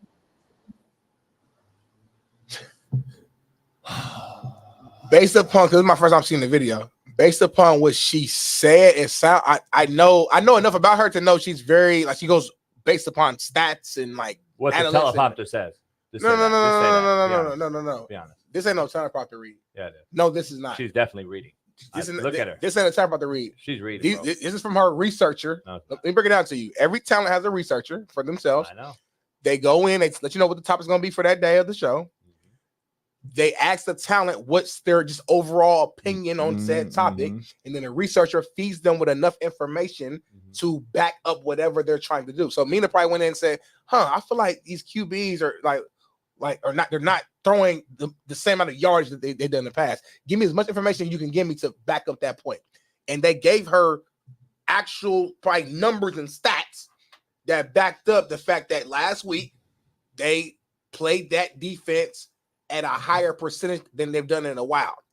That's how I'm reading it. Mm-hmm. I don't think she's saying that they've never played cover 2 shell. That's never no. I'm reading that like she's saying based upon actual literal statistics and numbers, this is what the data is telling me. Mm-hmm. I just want to start there, but go ahead. Listen, Smitty works at Fox. He knows how this thing works. He knows the inner workings of this thing. And you do. I mean, you've been around. So but that doesn't mean what she said is fact. Bottom line is she's a statistical nightmare. She's living off teleprompters at her boss. And I'm going to say what Smitty just said and call it her boss. What I mean by her boss means whoever's giving her the information to read is all she does. That's all she does. She literally, I don't know. Listen, I might come off and sound crazy here, but I'm going to be honest. Has anyone ever gone to the clinic? Coaches, have you guys gone to the AFCA? I know who you're talking about. Have you guys all gone to the AFCA clinic or the Glacier clinic and went out and sought out the fucking Asian female to talk to her about coverage, quarters, and cover 2? Has anyone in this chat, any coaches out there, have you guys sought out? Have you guys gone after the small Asian girl? That can I go find the small Asian girl to break down cover 2 for me? Coach Davis, have you ever done that? I'm asking a question, dog. I'm asking a question. No, I'm just saying. No hate. I'm just throwing a question out there. I haven't seen it. I've never seen it. I've never seen going out and asking the girl at the clinic about quarters coverage. But anyway, listen, having said that, she literally just came on ESPN and on a huge network, and they allowed her to say what she said. And look at my tweet there. God damn. Can someone please shut this up? She is embarrassing to listen to. Mina, you know nothing. You are repeating data from your boss's teleprompter, as Smitty just eloquently said. 2 high safeties have been around far before you, Mina, and far after this stupid-ass take. So Tom Brady never saw 2 high. Dan Marino, Aaron Rodgers, Peyton Manning, Drew Brees, Eli, Warren Moon, Joe Montana, Steve Young. We never saw 2 high. No, JB, the data says it's higher rated now. We got too many 2 high safety left. Has anyone heard of Tony fucking Dungy? Have you guys heard of the Tampa 2? Where the middle linebacker gets deeper and depth. Hole dropper, gives away draw. But guess what? We got light box. It invites run. Holy fuck. I don't even want to dive into invites run in a light box and shit. Okay. I'm not even going to get into that. But listen, play is at all-time low at the quarterback position. Been telling you guys that for a long time. And I tagged Dan Orlovsky because I've been telling him that shit for fucking 3 years. But what do I know? This is an embarrassment. I'm just being honest. I'm so fucking embarrassed that they actually allowed this girl to go on air nationally and actually say this. So all the bettors that I started to show off yesterday eloquently stating the betting world has taken over the playing world. And this is why the football sport has become what it is. Bettors now think they know more than us as coaches and players and former coaches and former player. And this is that narrative being pushed. This is another agenda that's being pushed out there. And I don't know how they allowed this horrible fucking rhetoric to be spread out there like this. But guess what? Cover 2 man, quarters coverage. I'm going to break it all down on the board for you guys. There is a variety of 2 high looks that you can run multiple ways. And start in 1, roll to 2. Start in 2, roll to 1. I can go quarters to 2 man. I can go man to 2 quarters. I can go 2 man on one side. We call it quarter, half. I can run man on one side, which is cover 0 with a 2 high look. And I can run quarters coverage on the other side into the boundary. There's so many things. But for you to get on national TV and come in there and just say, what we're seeing 2 high is so much higher at a higher rate that we're just checking it down. She can't break down the difference between 2 high, 2 man, 2 under, quarters coverage, quarter, half. She couldn't tell you any of that shit. But y'all really listen to her. And G Wizzle thinks she's fine. If you think that's fine, G Wizzle, I would love to see your face right now. Call in right now. Because I guarantee you look like fucking hammered dog shit. And you couldn't get pussy if you went into a brothel and paid high dollar, motherfucker. If you really think that she's bad. Holy fuck. Anyway.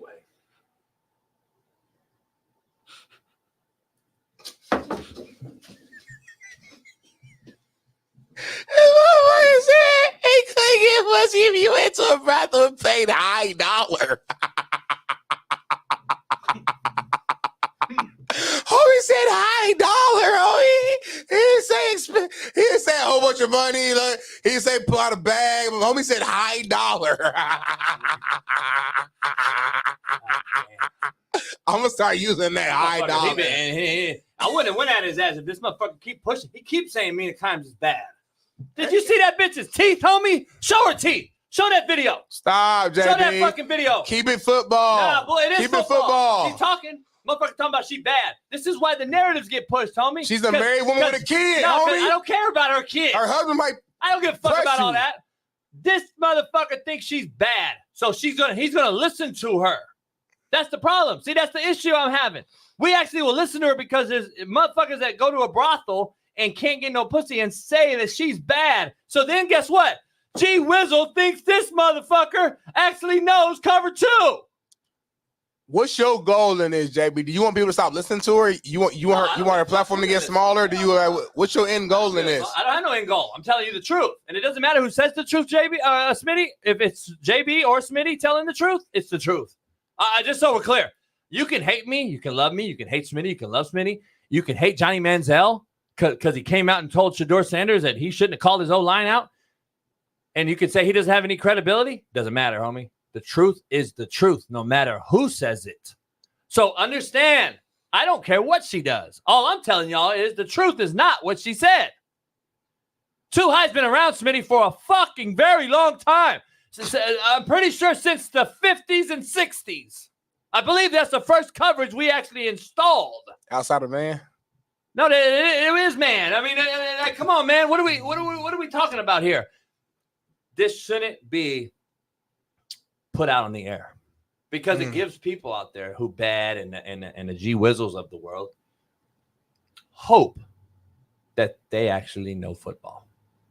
They don't. Mina Kimes gives them hope that the average Twitter guru can be in the conversation with motherfuckers like myself and Noel Mazzoni and Josh Booty and Shaun King and Eric Weddle. You can't. Stop. G Wizzle, stop. Go get the fucking white strips that I'm using, put it on her fucking teeth, lay down next to her, and go fucking talk to her about cover 2, motherfucker. And after you pay the brothel people on the way out the door in Vegas. No comment from me, I would man. love to see G Wizzle, though. Seriously. He cooked. He's got to look like a fucking hammered dog shit. He has to look like hammered dog shit. You think he's black, white, G Mexican? Wizzle, where's your picture, homie? You're going to lose credibility. We're going to block you eventually. You got to have a picture at least. If you're not a member, homie, you're going to have to. You can't block G Wizzle. But he got to get a picture, though, at least, right? I think we should give him an ultimatum, homie. If you're not going to be a member, Smitty, you got to have a picture, homie. Because G Wizzle used to be a member. Yeah, I think you blocked him the first time. He had to come on accident, and then he had to come back. I blocked him on accident. Oh, yeah. He right there. Yeah, he's a member. All right. So well, we got a legend in the house. Former NFL quarterback extraordinaire guru.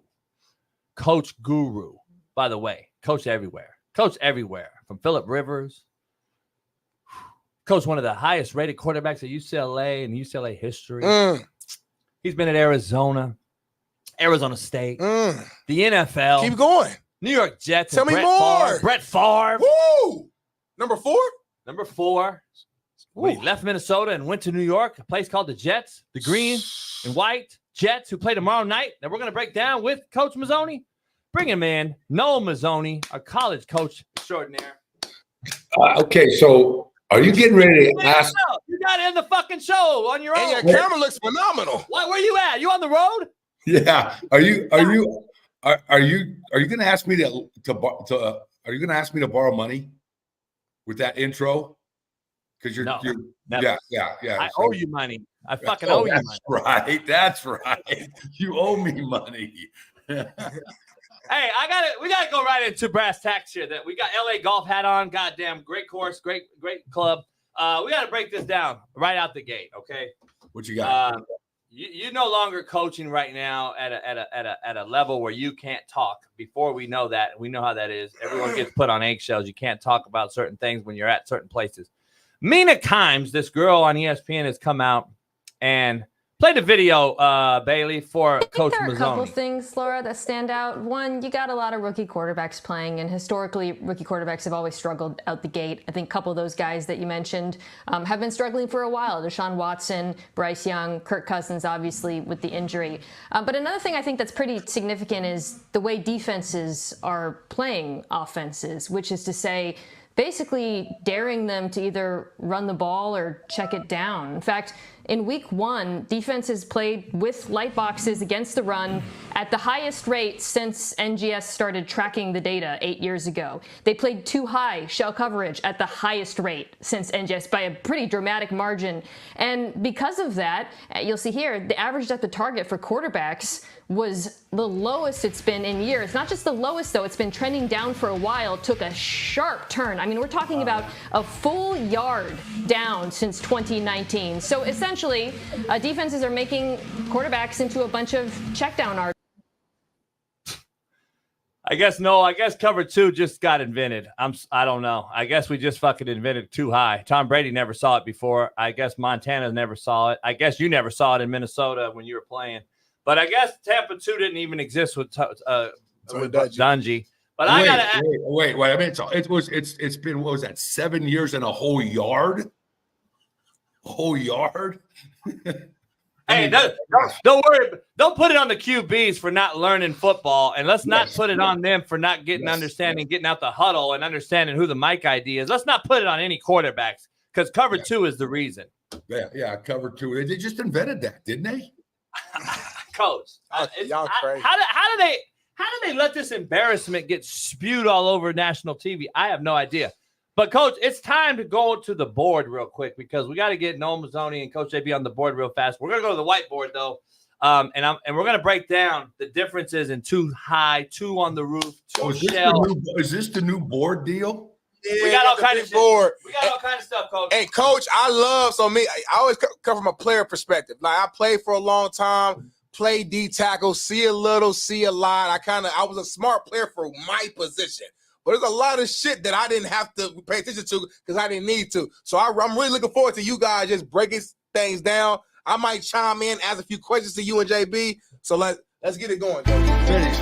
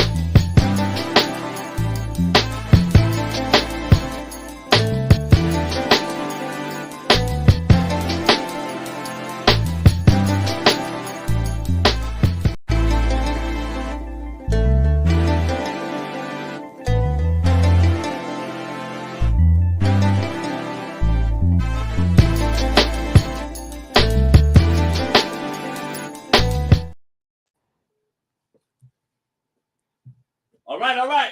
Coach Noah Mazzoni and JB. Coach Noah, you see me? I got you, brother. I feel like I'm watching NFL Today right now. All right, let's do it. And we got the DB Sport film too, by the way. So we got it all. So, Coach, you and I are going to break down this board. Let's talk about this 2 high. We'll just go basic. Let me first tell everybody why I think they're in a lot more 2 high, apparently, Because, no, aren't we seeing more 10 personnel than 11 and 12 than we probably have used to seeing? And that allows people to stay in this shell? Yes. So there's the first thing. And then we got to walk the wheelie. And so we're seeing too high because we're in so much 10 personnel. See, if people understand, when we add a tight end to the formation, it will change the front. It will get a little bit of disco and dice. It'll get some other things. We can do different things on defense. But we're seeing so much. We're seeing so much 10 personnel that we're just now understanding. We don't understand the difference. God, I love that board, JB. Oh, Coach, we're ESPN now, Coach. I'm just telling you. I want one. Yeah, I can get you one. We'll do that. I am the Sky Don't Lie. So, Coach, talk about the different varieties of cover two real quick. So, right here, just a basic cover two. All right. Let's first of all, I want to go back to that first discussion about how the completion depth, the average yard per completion has dropped 1 yard in 8 years. I think maybe she might want to go back and look is why is about the rushing, right? The rushing of in the NFL. All right. But anyway, that's another subject. Okay. So here's the deal. Offense, as you know, JP, is about three things. It's about numbers, leverage, and space. Okay. So it's you got to be able to count to play quarterback. So when you look at spread offenses and people are going to play cover two, all right, which I never saw hardly. Third and long. Never saw cover two. Nobody plays cover two. All right, unless it's by third and long. All right. And no, I'll break down cover two, just the basic cover two for everybody that Coach Mazzone is talking about. He's talking about old school, high school cover two that most of you guys out there probably understand. This guy's triggers. He's the flat player. This guy's going to get over the top. He's got between the numbers and the hash, okay, 18 to 15 yards. This guy is a hook to curl player or a skiff. He's a hole dropper, and it's the same thing over here, okay? Just so we're clear on what the basic cover two is. That's just high school cover two. Go ahead, Coach. Yeah, so it kind of leads the other way because the issue why the corners, right, have to, as JB said, Coach B said, have to, it's all key is that they have to reroute your receivers because just do the math. I've got 4 receivers. You've only got 2 guys deep.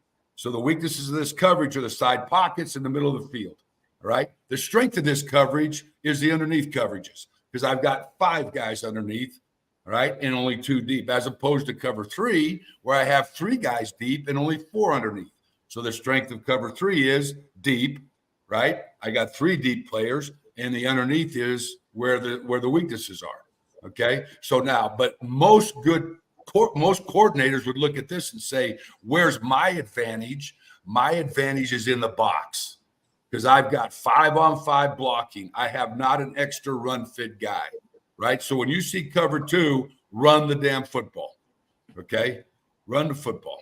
Run the football. And that's when Mina's talking about light boxes and shit, it makes 0 sense. It counters her actual argument, which is even funnier to me. But listen, we're not here to bash Mina. That's why, JB, as you know, you don't really see by third downs and stuff.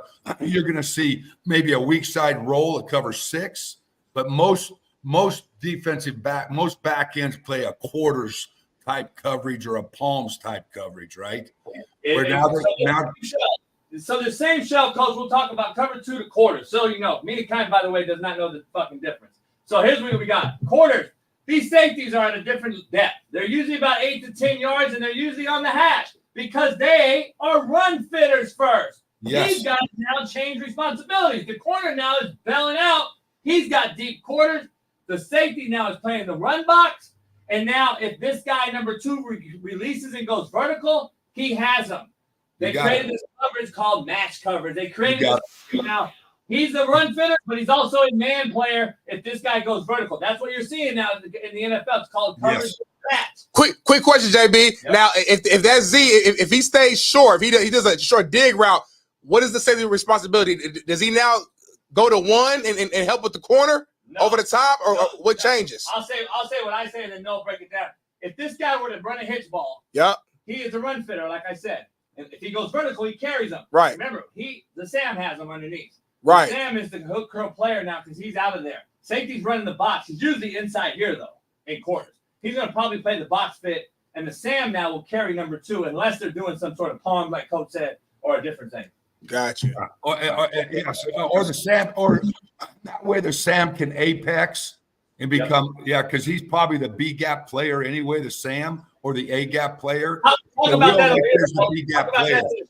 Talk Yeah. about that to the shade side. So to the shade side, we used to call this Willie a walk player, right? So he's going to walk and play because there is no B gap. They don't have a B gap fitter here. That's so it. that is your B gap fitter, and he's also your bubble player. So what we used to do is Coach. Here comes RPO, Smitty. Here comes the RPO game. Yep. And then, or we swing him right now, and if this guy plays B gap, we throw the bubble. If he wants to play the bubble, guess what? We run RPO and throw the slant. So that's where Smitty, it all comes down to. We call him a conflict player because he's conflicted. He's conflicted in run. He's got a gap, and in pass, he's got a reroute H. Right. Gotcha. Yep. So if I dive the tailback in the B gap, I block the end, I block the nickel, the nose and the mic, and I just dive that right there. And then my slot receiver out there, right? He runs a bubble, okay? And I block the corner with him. All right. Now the Will has to make a decision. Am I going to go in there to block to tackle the back because I do have the B gap, or do I hold for the bubble? Now that's conflict player. So that's RPO right there. That's basic RPO world. Yep. All right, let's get back to perfect break. To brass tacks. Switch that up, baby. My bad.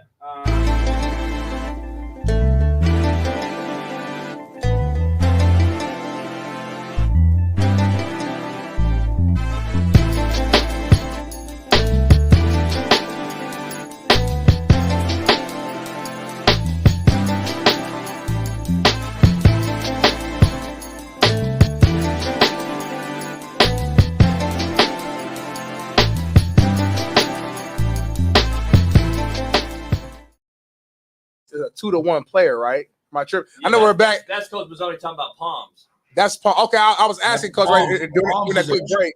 So palms is a triangle where number 1, the corner's reading number 2.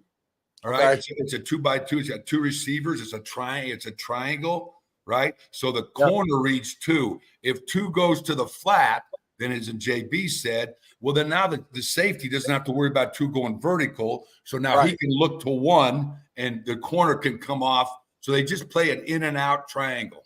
Wow, got you. Okay. Yeah, and we'll have some film. We can pull up some film here in a second. We're gonna work it out in the back. We're gonna get some film up. DB Sport. I'll get the Cowboy out. Let me ask you. We're gonna set that up in about 1 minute. This whole cover 2 bullshit about they're dropping off and it's. I'm sorry. I got the mic over here.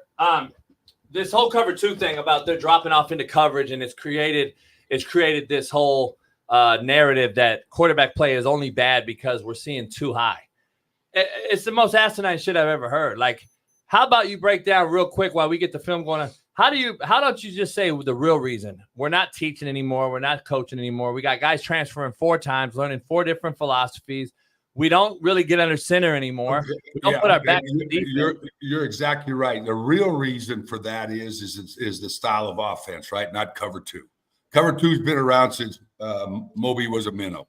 Okay, it's not a new concept, right? I mean, Tampa Bay won the Super Bowl with God rest his soul with Monty Kiffin running Tampa 2, right? Yeah. Cover 2, Tampa 2, best in the country, best ever at it. But it's about exactly what you said, where you don't see offenses with quarterbacks under center. You don't see the long hard play action, throwing the deep digs, throwing the deep comeback routes, seeing those things. You see gun teams. The key is now get the ball out quick and take advantage of leverage and space, right? Get the ball out. I've out-leveraged the defense, or as you see right there, the RPO game. Okay, hey, if I'm gonna hand the ball off and make 5, well, if I throw it and make 5, they're both successful, right? Right. So the passing game has really developed into almost an extension. A lot of the passing game, an extension of your run game, right? Got you. throwing the key screens, throwing the receiver screens, throwing the little stick routes, all that, because you're trying to expand the defense. You're trying to make them cover you horizontally, and now you create running lanes, so now I can run the football. That makes perfect sense. Bailey, real quick, take us to a quick bump. We're going to transition, though, to our actual film breakdown so we can bring the film in. Transition to a bump real quick, Bailey, and we're going to bring the film up right now.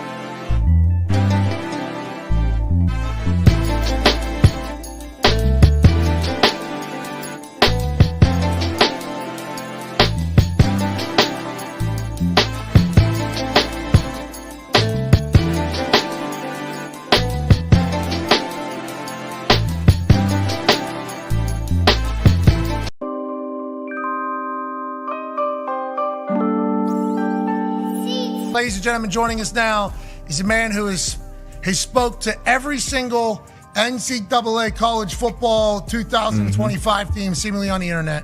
From Last Chance U, national champion, Coach JB. Yeah, Coach! What's up, gentlemen?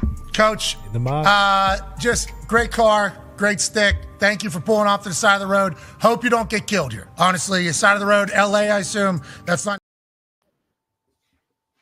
All right. We're in the building. Noah, you got me? Yes, sir. Can you see the board? Yes, sir. All right, so look, we got a little Chiefs game from last year. I got the DV Sport remote out. We got the Cowboy shout out. All right, here we go. So Noah, talk about this. Here we go, Coach. Too high. Uh-oh, Mina. So here we go. Let's dive into it. Now we know they're actually playing cover 6. It looks like. All right, so break that down. Let them know the difference. What's cover 6? Yeah, please break that down to me, because I've never known what that was. Okay, cover 6 is they're basically playing. Well, they got a tight split up there at the top. All right, so they got twins to the bottom. So they're playing. They need to have a C gap player right there. All right, they got to have somebody. They got to have somebody a force player to the boundary. So now they're rolling the corner up. Roll the corner. They don't have a guy here, Smitty. Yep. They don't have a flat player or a defender for boot counter, cutback, reverse. Yep. So he's saying that this guy is trapping right here to give an illusion for C gap. Gotcha. Understand? See how they're to the boundary to protect himself. Yep. He would have to be the spill player over there, which is unsound if they were to run quick toss over there. Right. He's in bad position. And then they're playing quarters down here. They're playing palms or probably quarters down here to the bottom. All right. Yep. So now exactly how JB explained it lately. So the outside backer, he should apex it, right? Because he can be a quick run fit guy. All right. He can be a quick run fit guy. He's got to reroute if he can. If 2 goes vertical, like Smitty said, after 10, the safety's got him. All right. So that means that this corner to the boundary, right? He needs to play inside leverage and off. I mean, not the boundary, to the field. Sorry, Smitty. To the field. He's got to play inside leverage, right, and off, because there's a possibility that he will have no post help, right? Gotcha. He's got to protect the post because he doesn't know if the safety has to fit a guy or not, right? Gotcha. The field's open, right? Yeah. So if number 2 comes down and runs a 10-yard dig, that safety in the slot side, Smitty, that safety's going to take him, right? Yep. The safety's got him. Okay, so now that corner knows, shit, there's nobody in the post to help my ass. I better stay inside leverage on this guy so he can't beat me on the post. Yep. I see what you're saying. Makes sense? That makes perfect sense. Yeah, 100%. So we get motion, coach. We get a little motion. So now that corner bumps down and triggers over the slot receiver up top to the boundary, and that's what they run. A little speed option look to the boundary. And again, there you go. See what Smitty said. See what JB said, Smitty. See the corner force the ball back inside. Play it, JB. That's why they're playing cover 6. Watch him force the ball back inside to his defender. Where his help is at. Yeah. Yes. Now, the other way you can do that, they call it for joker, is a switch. So now the corner will play soft and the safety will be the fit guy, the run fit guy. Got so you. They can mix it up on you. That's a true quarters look. Got you. Makes perfect sense. But the way the quarterback would know that, Coach Noel, is this guy is probably going to creep down to about 8 to 10 yards pre-snap. Yes. Because he can't do that from 20 yards deep. Right. So timing could be off. Yep. Yeah. So that's what. That's a classic. That's a classic cover 6 look right there. And why? Hey, Smitty. Why it's called cover 6? Because it's 2 to one side, 4 to the other. Got them together. It's cover 6. Yeah. Perfect. And that's what we got. We got 3-by-1 now, and we run in motion away. So let's go one more play. And so we got the end zone copy. You can see the techniques and all that. We'll get into that as the year goes along with Coach Mazzoni. We get 3 different angles, 4 actually. We got the scoreboard as well, Coach Noel. We got the big time shit here, Coach. It's ready now. Same thing now. Let's stop. Hey, go. Hey, so stop right here. Go to the end zone there, JB. All right, go ahead. So explain to him right here how the gap integrity of a defense. All right, so we're on the right hash here, and the NFL hashes are a little different than college. They're tighter. But we're on the right hash. So what is the defense considering as the strength of the offense? What are they considering? You play 3-tech and shade, Smitty. It was always a tight end. So here we go. Look where's the 3-tech? To the boundary. Yep. Because we're on the right hash, right? So what Coach Mazzoni's talking about, we got a shade or a tilted nose here. Who is the B gap player to the field? Has to be that backer, right? He's had a 2-gap this. That's a different. Where is the Willie? See, we were expecting a Willie to be this B-gap fitter over here. We don't have one. So we got to ask ourselves on offense, who is our B-gap fitter? So I know you guys can all learn this from me and Kimes today, but listen, when we got no B-gap fitter over here, no, you trying to take advantage of that? Aren't you going to take advantage of that in the run game? And I'm gonna say, yeah, maybe put him in pistol and let's run outside zone right here, or inside right here. So or let's put it in an RPO and read the Willie, who's the B gap, and if he wants to fit it, let's throw the bubble. And let me get back to just like you drew up earlier on the whiteboard. Exactly. It's the exact same example. Yeah. We'll read him if there is nobody out here, because there's nobody out here. He's in a dilemma. And Coach Noel, I'd be expecting somebody out here in the alley to be my B gap fitter, but I don't see one. So now let's go to the white. There he shows up there. Yeah. Because we motioned, and now they bumped. So they motion and we bump over. So now we got a B gap fitter right there. And now Andy Reid, being the smart guy that he is, motioned over to see what happened up front. And now they run outside. Hey, run this play.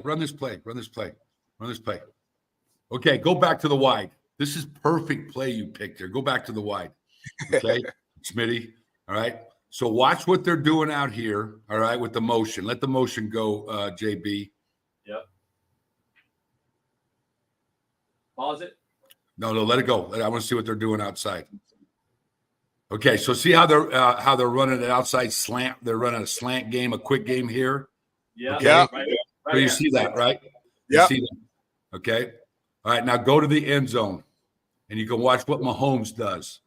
Okay. They're running. Yep. Yeah. So now watch Mahomes. Watch him watch this backside backer, because they man the back. Watch him. Okay. If he was to run with the back right here, he would have pulled the ball and thrown it, but he didn't. So he handed it off. So he's in conflict, right? Watch who he's looking at. You see who Mahomes is looking at? Yep, that backer. You look at him. He's looking right at the backer. Once the ball snapped, the backer kind of fades out towards the slant, so he gives it to the back. Hand the ball off, yes, because now I got numbers. Hey, Coach, I'd be pissed off if a running back coach, though. I'm going to be honest. If I know that we're going to run outside zone to the 3 technique, which is not great for me. I like to run it at the shade. But we're running holy shit, Coach. Yeah, cut back. That's a vision here. He should be. You're 100% right. He should be reading the 3. Oh, put your foot in the ground. Get vertical right now. We got a hat for a hat here. Yes. Coach Mazzoni, let me ask you this real quick, though. Do you think on this play, Mahomes is true? Like, is he truly reading that guy? Or Absolutely. Me, absolutely. Okay. Yes. Again, they're not running this right here for shits and giggles. They're blocking. Sorry. Watch this. Watch what the motion man does.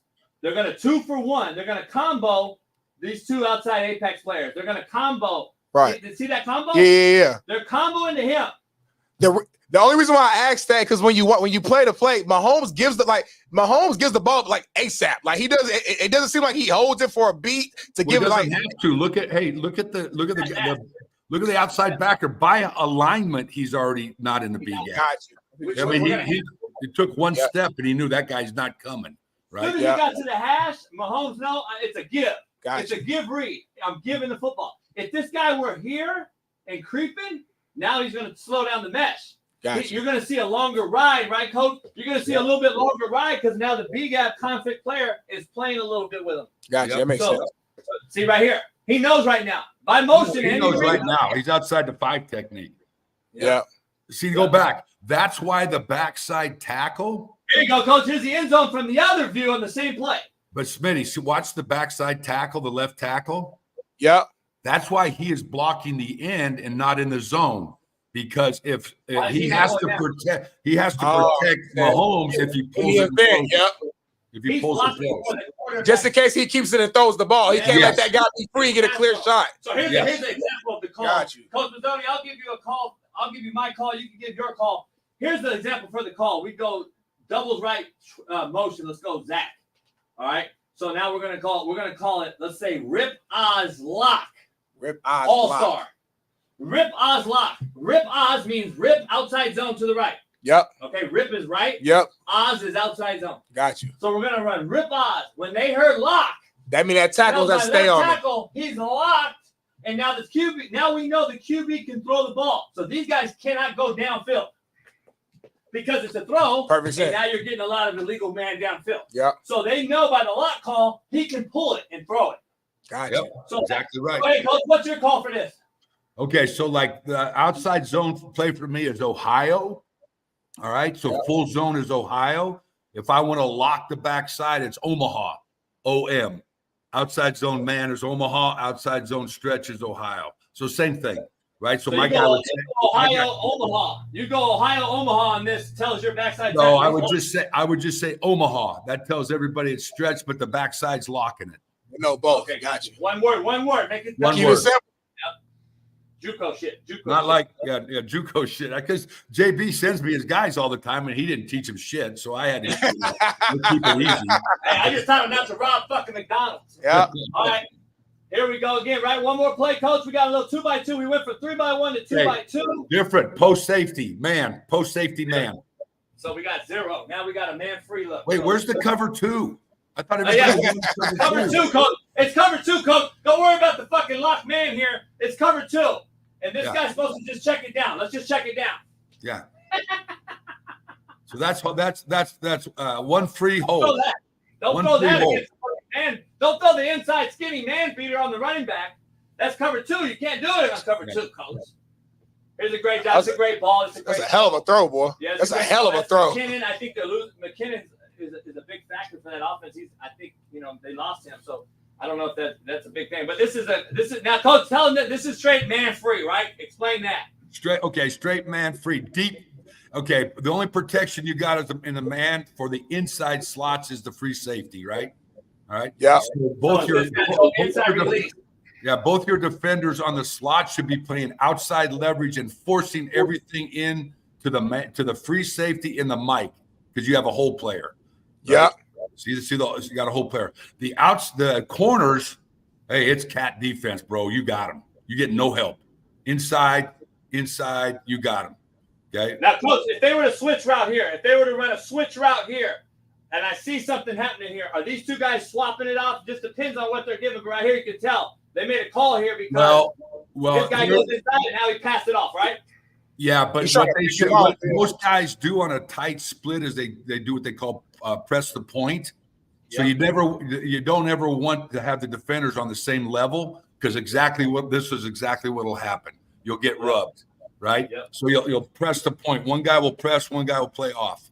He actually did a good job recognizing and saying, "Oh fuck, I gotta get out." We switched. Yeah. Yes. Good job, Coach. Take it to a bump. Take it to a bump, baby. We'll come right back and wrap it up with Coach.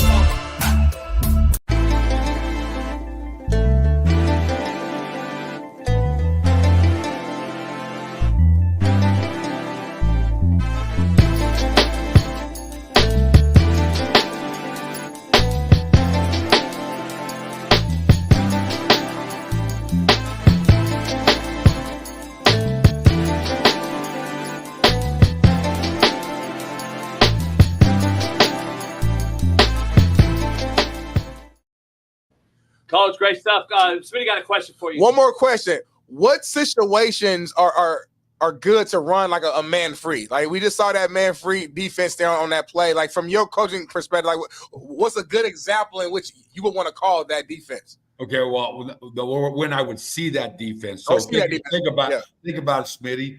All right, am I gonna line up in my cover 2 or my quarters on 3rd and 3 or 3rd and 4 when the statistics say we still are averaging 10 yards a catch, right? Yeah. But it's enough to make me a first down. Or am I going to, if I want to pressure the quarterback, right, and pressure him, and now I'm going to play man coverage. As you saw, they brought the Will Backer on that, so they got a 5-man pressure. Now you're pressuring the quarterback to get the ball out of his hand quick, and now I want to play man coverage and press him up and make the tough throw. No doubt. Coach, what you're seeing so far, college, NFL, etc. I'm seeing the worst quarterback play I've ever seen. We've been talking about this for some years now. What are you seeing in the NFL, though? 66 touchdowns, I believe 69 after Monday night's game, have been thrown through 2 weeks, the lowest of all time. We usually average around 110 to 120 touchdowns amongst all quarterbacks in the NFL. Through 2 weeks, it's more than double down. It's 66 touchdowns were thrown after Sunday's games after 2 weeks. That's crazy. Why do you think that? Why do you think that, JB? Well, there's the numbers. There's the numbers, Coach. Here's the thing. No, I'm going to ask you. You did studies for the NFL when you were coaching, when you were with Favre and the Jets, and you broke those things down years ago on the show. Then a couple weeks ago, you broke it down. And touchdowns to interceptions is all you and I cared about. You throw fucking touchdown. I don't care. You throw 5 touchdowns and you threw 4 picks. Guess what? We won the game. Fuck it. We don't care. You threw more touchdowns than picks. Why now are we seeing the opposite? I mean, what does that tell you? You asked me the question. To me, it's just we're not teaching basic fundamentals. Number one, we don't teach drop anymore. We don't teach anything under center anymore. So there's no rhythm anymore, right? If you watch it, Kyler Murray's, even though he had a great game the other day because he's just such a freak, but he never hits his drop, Coach. These guys never hit the top of their drop and sit there and climb the pocket anymore. Like Brady hit his 3rd step, 5th step, 7th step. They're climbing. I'm telling you what, and I haven't really thought of that till you just brought that up, but I saw it last night, and it might be something for us to look at for next week but Kyler Murray was at something like 17 for, he only threw it 20 sometimes. Yeah. Had a real high. He had the highest QBR.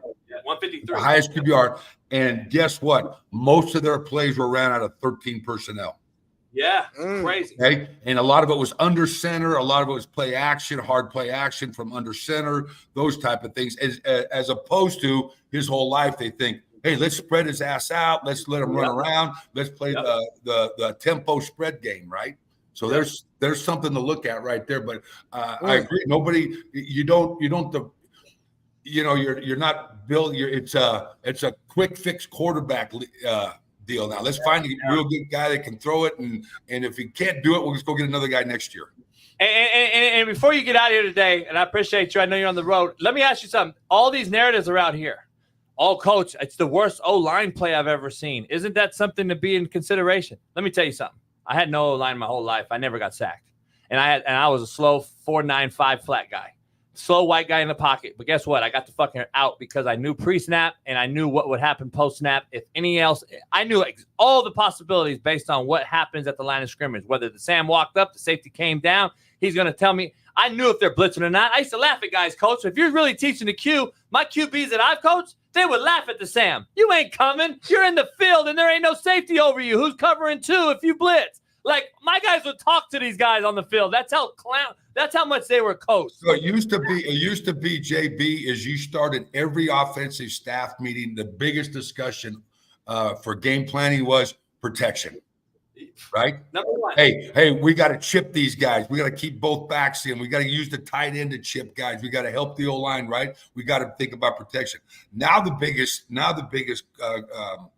conversation in meetings are, okay, hey, how can we get more guys out? How can we throw the ball faster? How can we throw the ball more? Right? Yeah. So that's kind of so now it's like you saw it. How many times you got 5? Hey, those freaking defensive ends in the league are Mandingo warriors, bro. Yeah. They are boy dogs. All right. Yes. And it's hard. And that's what I'm getting, Coach. Like we've always seen bad O-line play. Like you and I aren't sitting there that way. You and I aren't sitting there game planning a different game plan because our O-line shitty. We know. No. The quarterback. Hey, guess what, dog? You're playing against fucking you're playing against fucking whoever. Jason Pierre-Paul this week. Yeah. You gotta I'll be honest with you. Half the time I didn't even know who was in the game at O-line. Yeah, thank you. We don't know who's getting rotated out. We got a guy going. Our quarterback knew though. I got a trigger. I got a clock. Coach Mazzoni's taught me the clock. I know when it is. I got to get it out. I know if the Sam's hot or if he's the side adjust or if he's the conflict player. Quarterback knows all this. They clearly do not know this anymore. Let me ask you guys this, though, because I agree with you guys. You guys are quarterback guys, so I'm sitting back here listening and learning. But we still have a couple, like, OGs left in the game. Aaron Rodgers, Matthew Stafford. I would even kind of put Kirk Cousins slowly into that OG category. These guys are also struggling to what their standard is as well. And these are guys who played in the era where they were coached up. We know Aaron Rodgers knows the game. We know Matthew Stafford knows the game. Why are they struggling too, though? I get the young guys, the Jalen Hurts, the dual threats, Lamar Jacksons, but why are we seeing Aaron Rodgers throw for under 200 yards? Why are we seeing Matthew Stafford? I got an interesting take, but go ahead, Coach. I mean, let's give them a few more weeks and see. I mean, you talk about these guys. They've moved. You know, Aaron's in a new place. You know, they got some new guys in there. You know, there's that transition period. I would say, let's give it 3 more games and now we might have enough information to make some judgments on those things, right?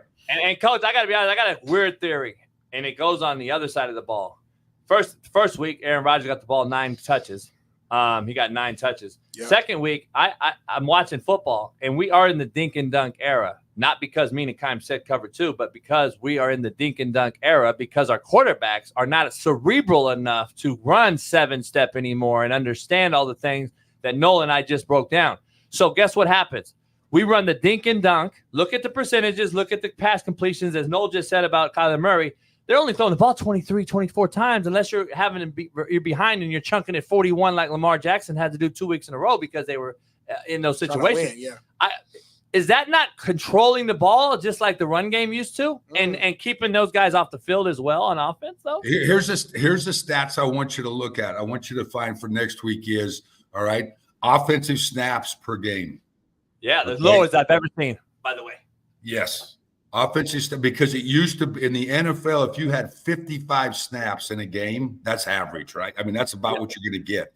In college, I was pissed if I didn't have 109. Right? I was pissed if I didn't have 95 snaps. Yeah, so for us with that, but the same thing in college. As a college coach and in JUCO or whatever, for us it's shots on goal, right? Yep. You get 12, 13, 14 possessions. Hey, I can throw an interception. I can punt. All right. In the NFL, you throw a pick, all right, or you punt, you lose a possession. Hey, it could cost you the game. Yeah. Look at this real quick, Coach, before you get out of here. Go ahead and read it, Smitty. Yeah, if I got this correct, I typed it in. Detroit's at the top right now for this season. It says they're averaging about 72 plays per game. So you got Detroit at the top, 72, Philly 71, Miami is 70. Then you got Houston and Baltimore 68.5. But then you go down to that's gone up. That's gone up. Those are the higher ones. But you go down like what? I'm trying to look at Kansas City's at 54.5, Jets 52.5, the Colts at 48. Play. So like you're seeing like some of these teams I'm listening, they're not getting the same. Atlanta, who I mentioned with Kirk Cousins, only getting 54. So that's a hell of a point. It would be interesting to go back to the Elway, go back 10, 12 years or so and see if we could find the average snaps per game in the NFL. And it might be exactly the same, but I got to think it's probably got the good teams has gone up. Yeah, me too. Because it's cover 2 though. Exactly. Well, cover 2. I mean, it's unbelievable. I mean, I'm going to Google it right now and see if I can really understand it a little bit better. Y'all crazy. No, we love you, man. I'll see you next week. Josh will be back. I know he's on the road, and we'll get to some more. I'll have new this year NFL game tape to start breaking down. It takes about 2 weeks to get in, so I'll be getting that today, and we'll plan on having new film. And then you can tell me during the week if you want to break down Mahomes, Rodgers, whoever. We'll get to breaking down these certain teams, and we'll do some cut-ups just like we're back coaching. I need to get me a fucking dip because we get back on the board, Coach. I need to put a cope in and fucking listen to you speak. We were like the old days, weren't we? Sitting in the office there. Huh? Hell yeah. Shit. Hey, are you speaking this year anywhere? Glazer or anything? Nah, I'm done doing that. I just do the Coach JB show. That's my only thing I do. Hey, I'm exclusive. I'm exclusive. Glazer clinic. I'm just telling you right now, we start our own Glazer clinic. It might be huge because the last 2 Glazers have been absolute jokes. And they approached me. It was so bad. They said, Coach, you think you could just get a bunch of people to come in here and listen? No, let me tell you what you do after seeing your board. We need to start the clinic because that's right there. That'd be awesome right there. ESPN. And just do it like this. Fox Sports. Without Dan Orlowski, yeah. Yes. So let's do it. All right, brother. I'll see you next week. Thanks, Coach.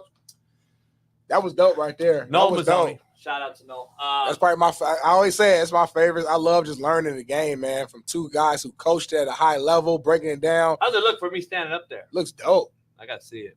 Fans, what do y'all think, fans? Like, do you guys like that segment, the film breakdown, the eye in the sky, the big board? Look, I lost my voice a little bit. I got to get on the wireless, though. I don't know how y'all can hear me up there, but I might have to put on the wireless mic on the board. I don't know. But we got another guy right back in the legendary status. Back to back. We got an HBCU legend.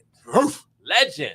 So y'all don't even know who he is, and he's a legend because y'all don't know anything about the HBCU. It's my brother. Y'all think Dion's HBCU. You told me that this guest who had to bring on, you said he hates me. You told me that this morning. Yeah, he don't like you. He don't like you. You said he don't like me because of my take on Tyreek.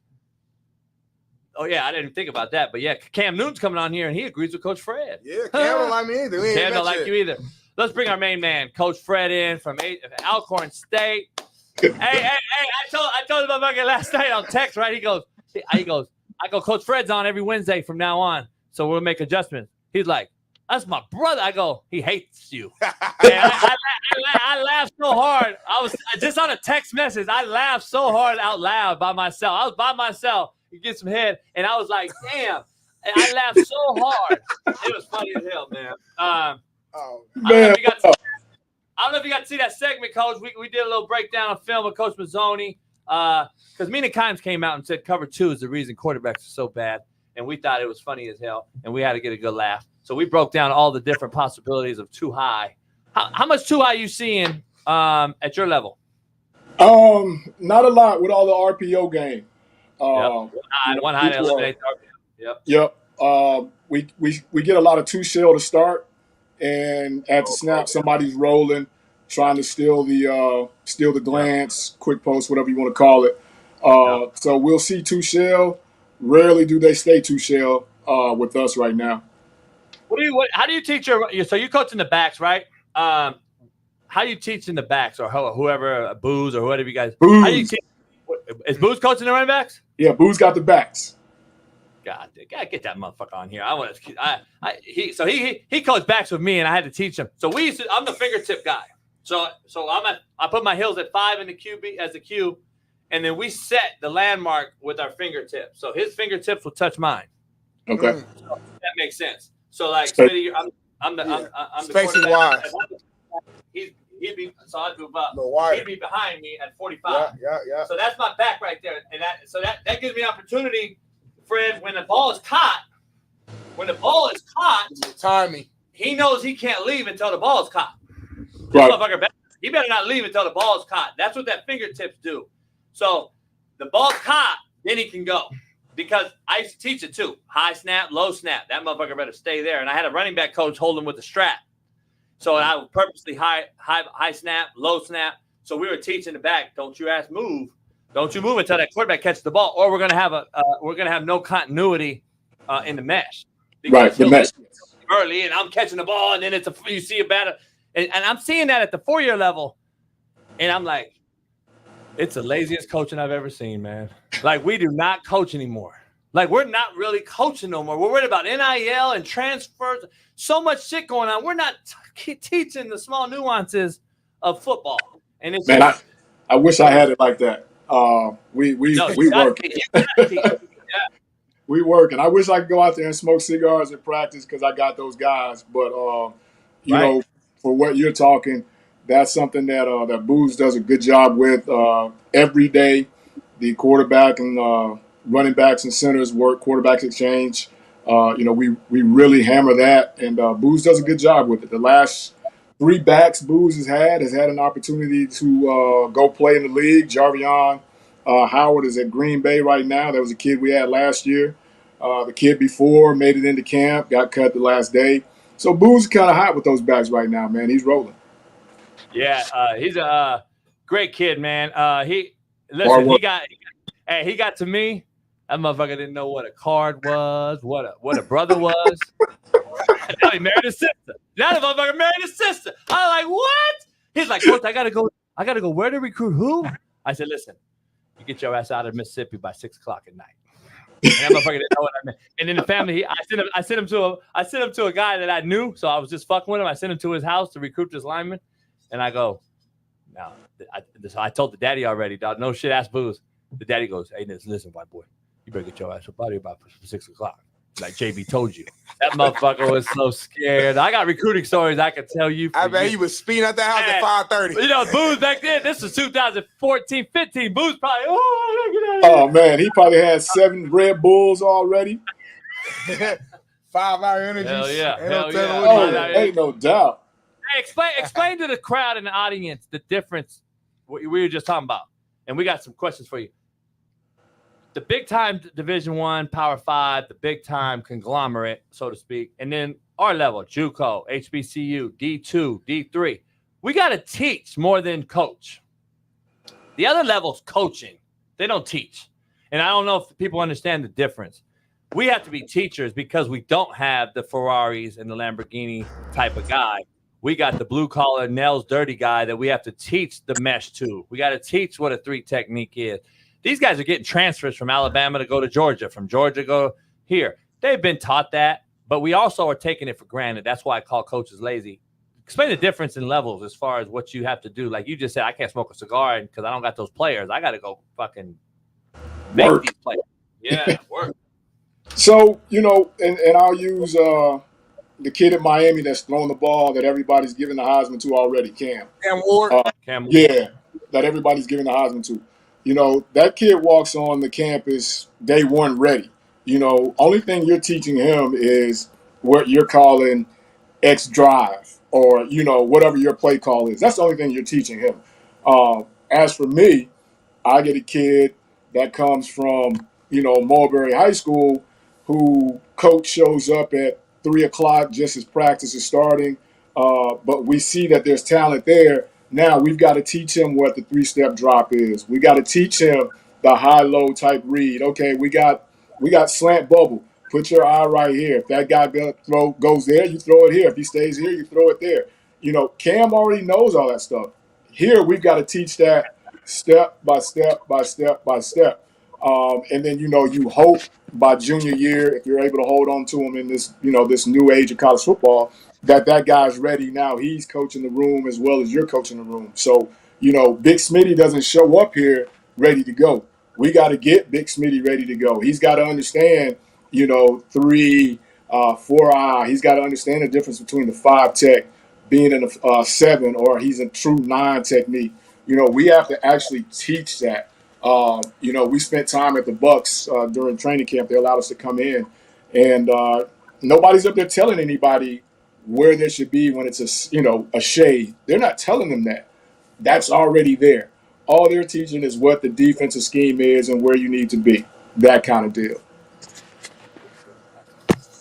Yeah, that's true, Coach. And I want to transition here, man. So, Marshall head coach Charles Huff, I know was a tip into lure Ohio State players to the transfer portal with an all-you-can-eat biscuits NIL offer. That's the word on the street. Have you seen this I video? don't know if you saw his video. Check this out. I feel good about the track we're on. Trust me, I know where we are, but I feel good about the track we're on, and I feel good about the players we have.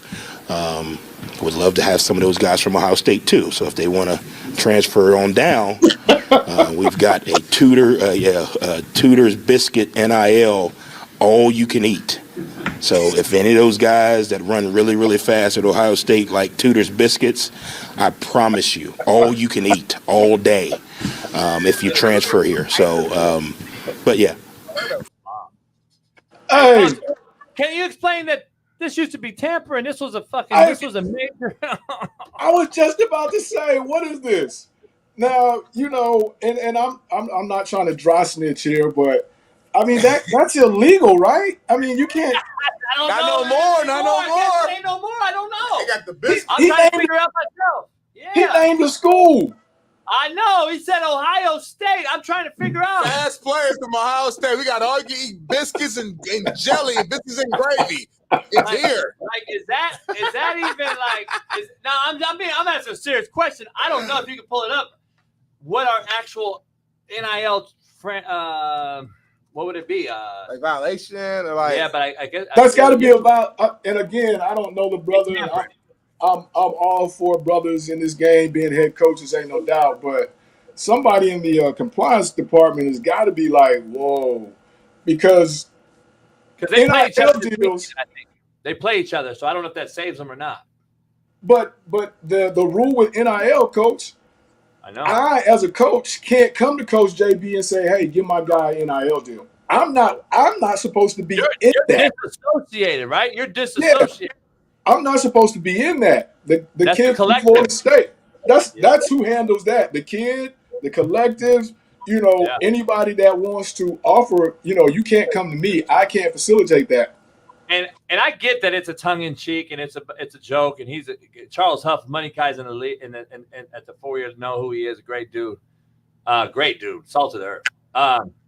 And we get it. But I'm just saying, back in the day, that would have been serious. If that was in the SEC and that's Kirby Smart saying that shit about Alabama, I guarantee you we're not having the same conversation today.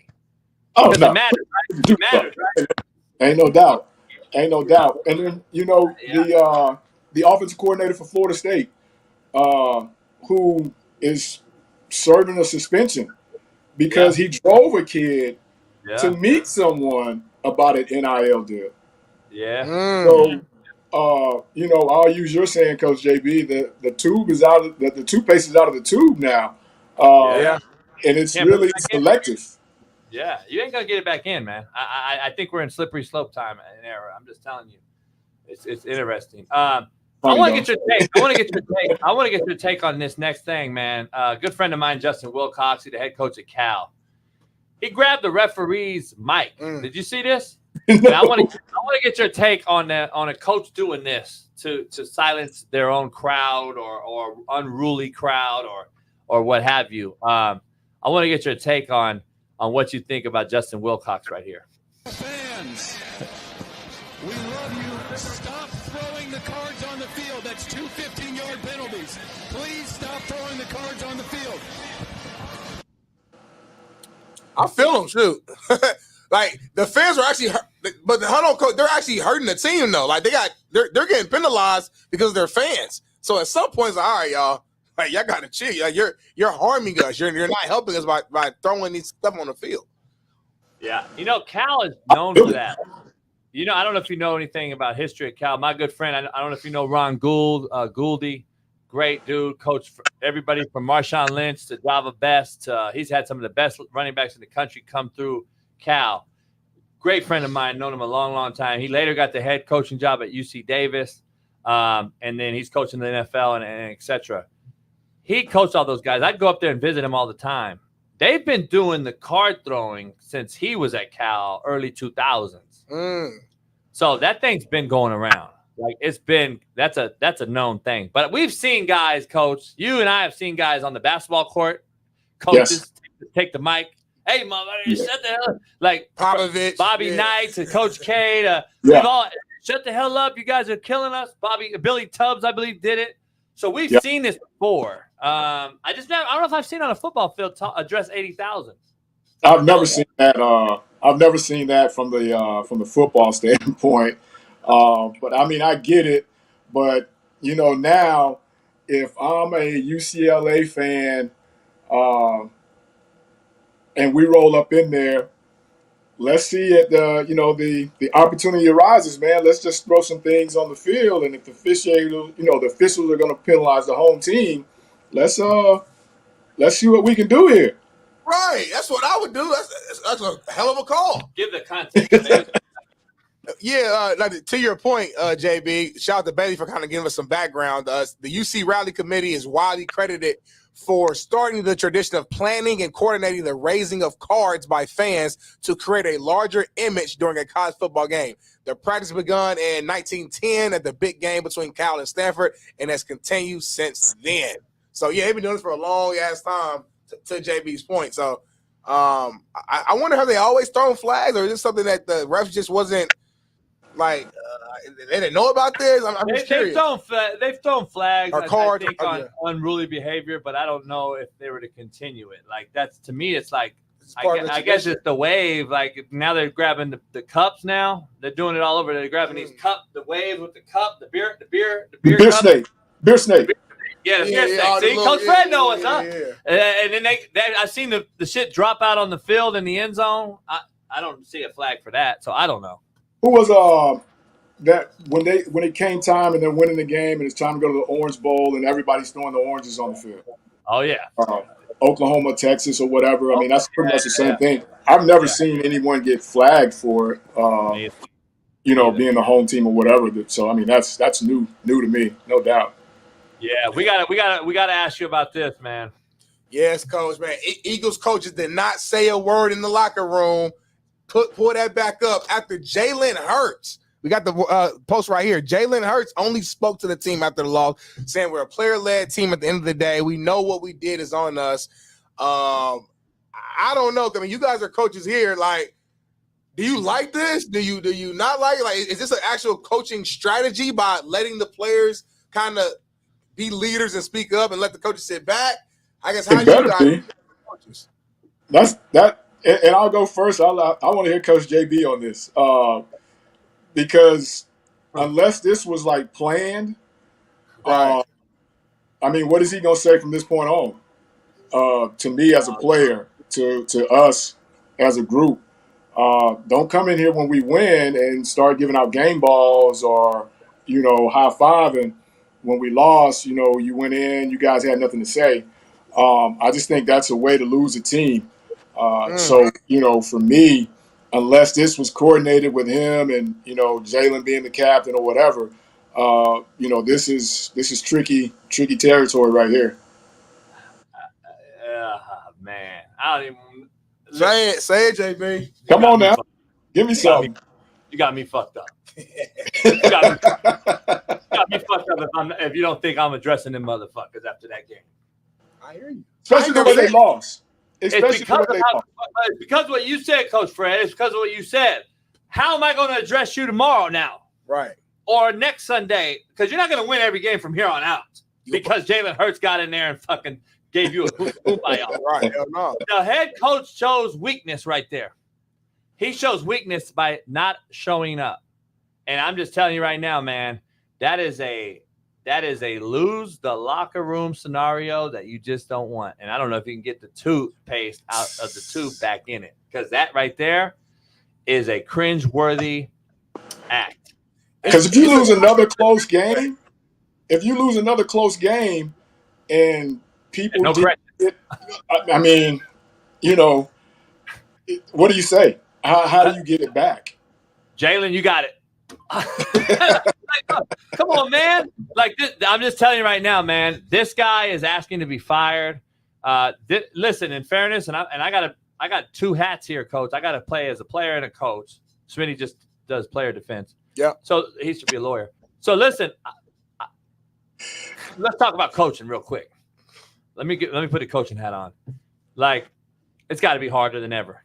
I got to deal with entitled guys who could sit out or sit in, wait for a bigger bag of money, but yet underperform for that money, Right. And then I got to kiss their ass as the coach, or I'm fired.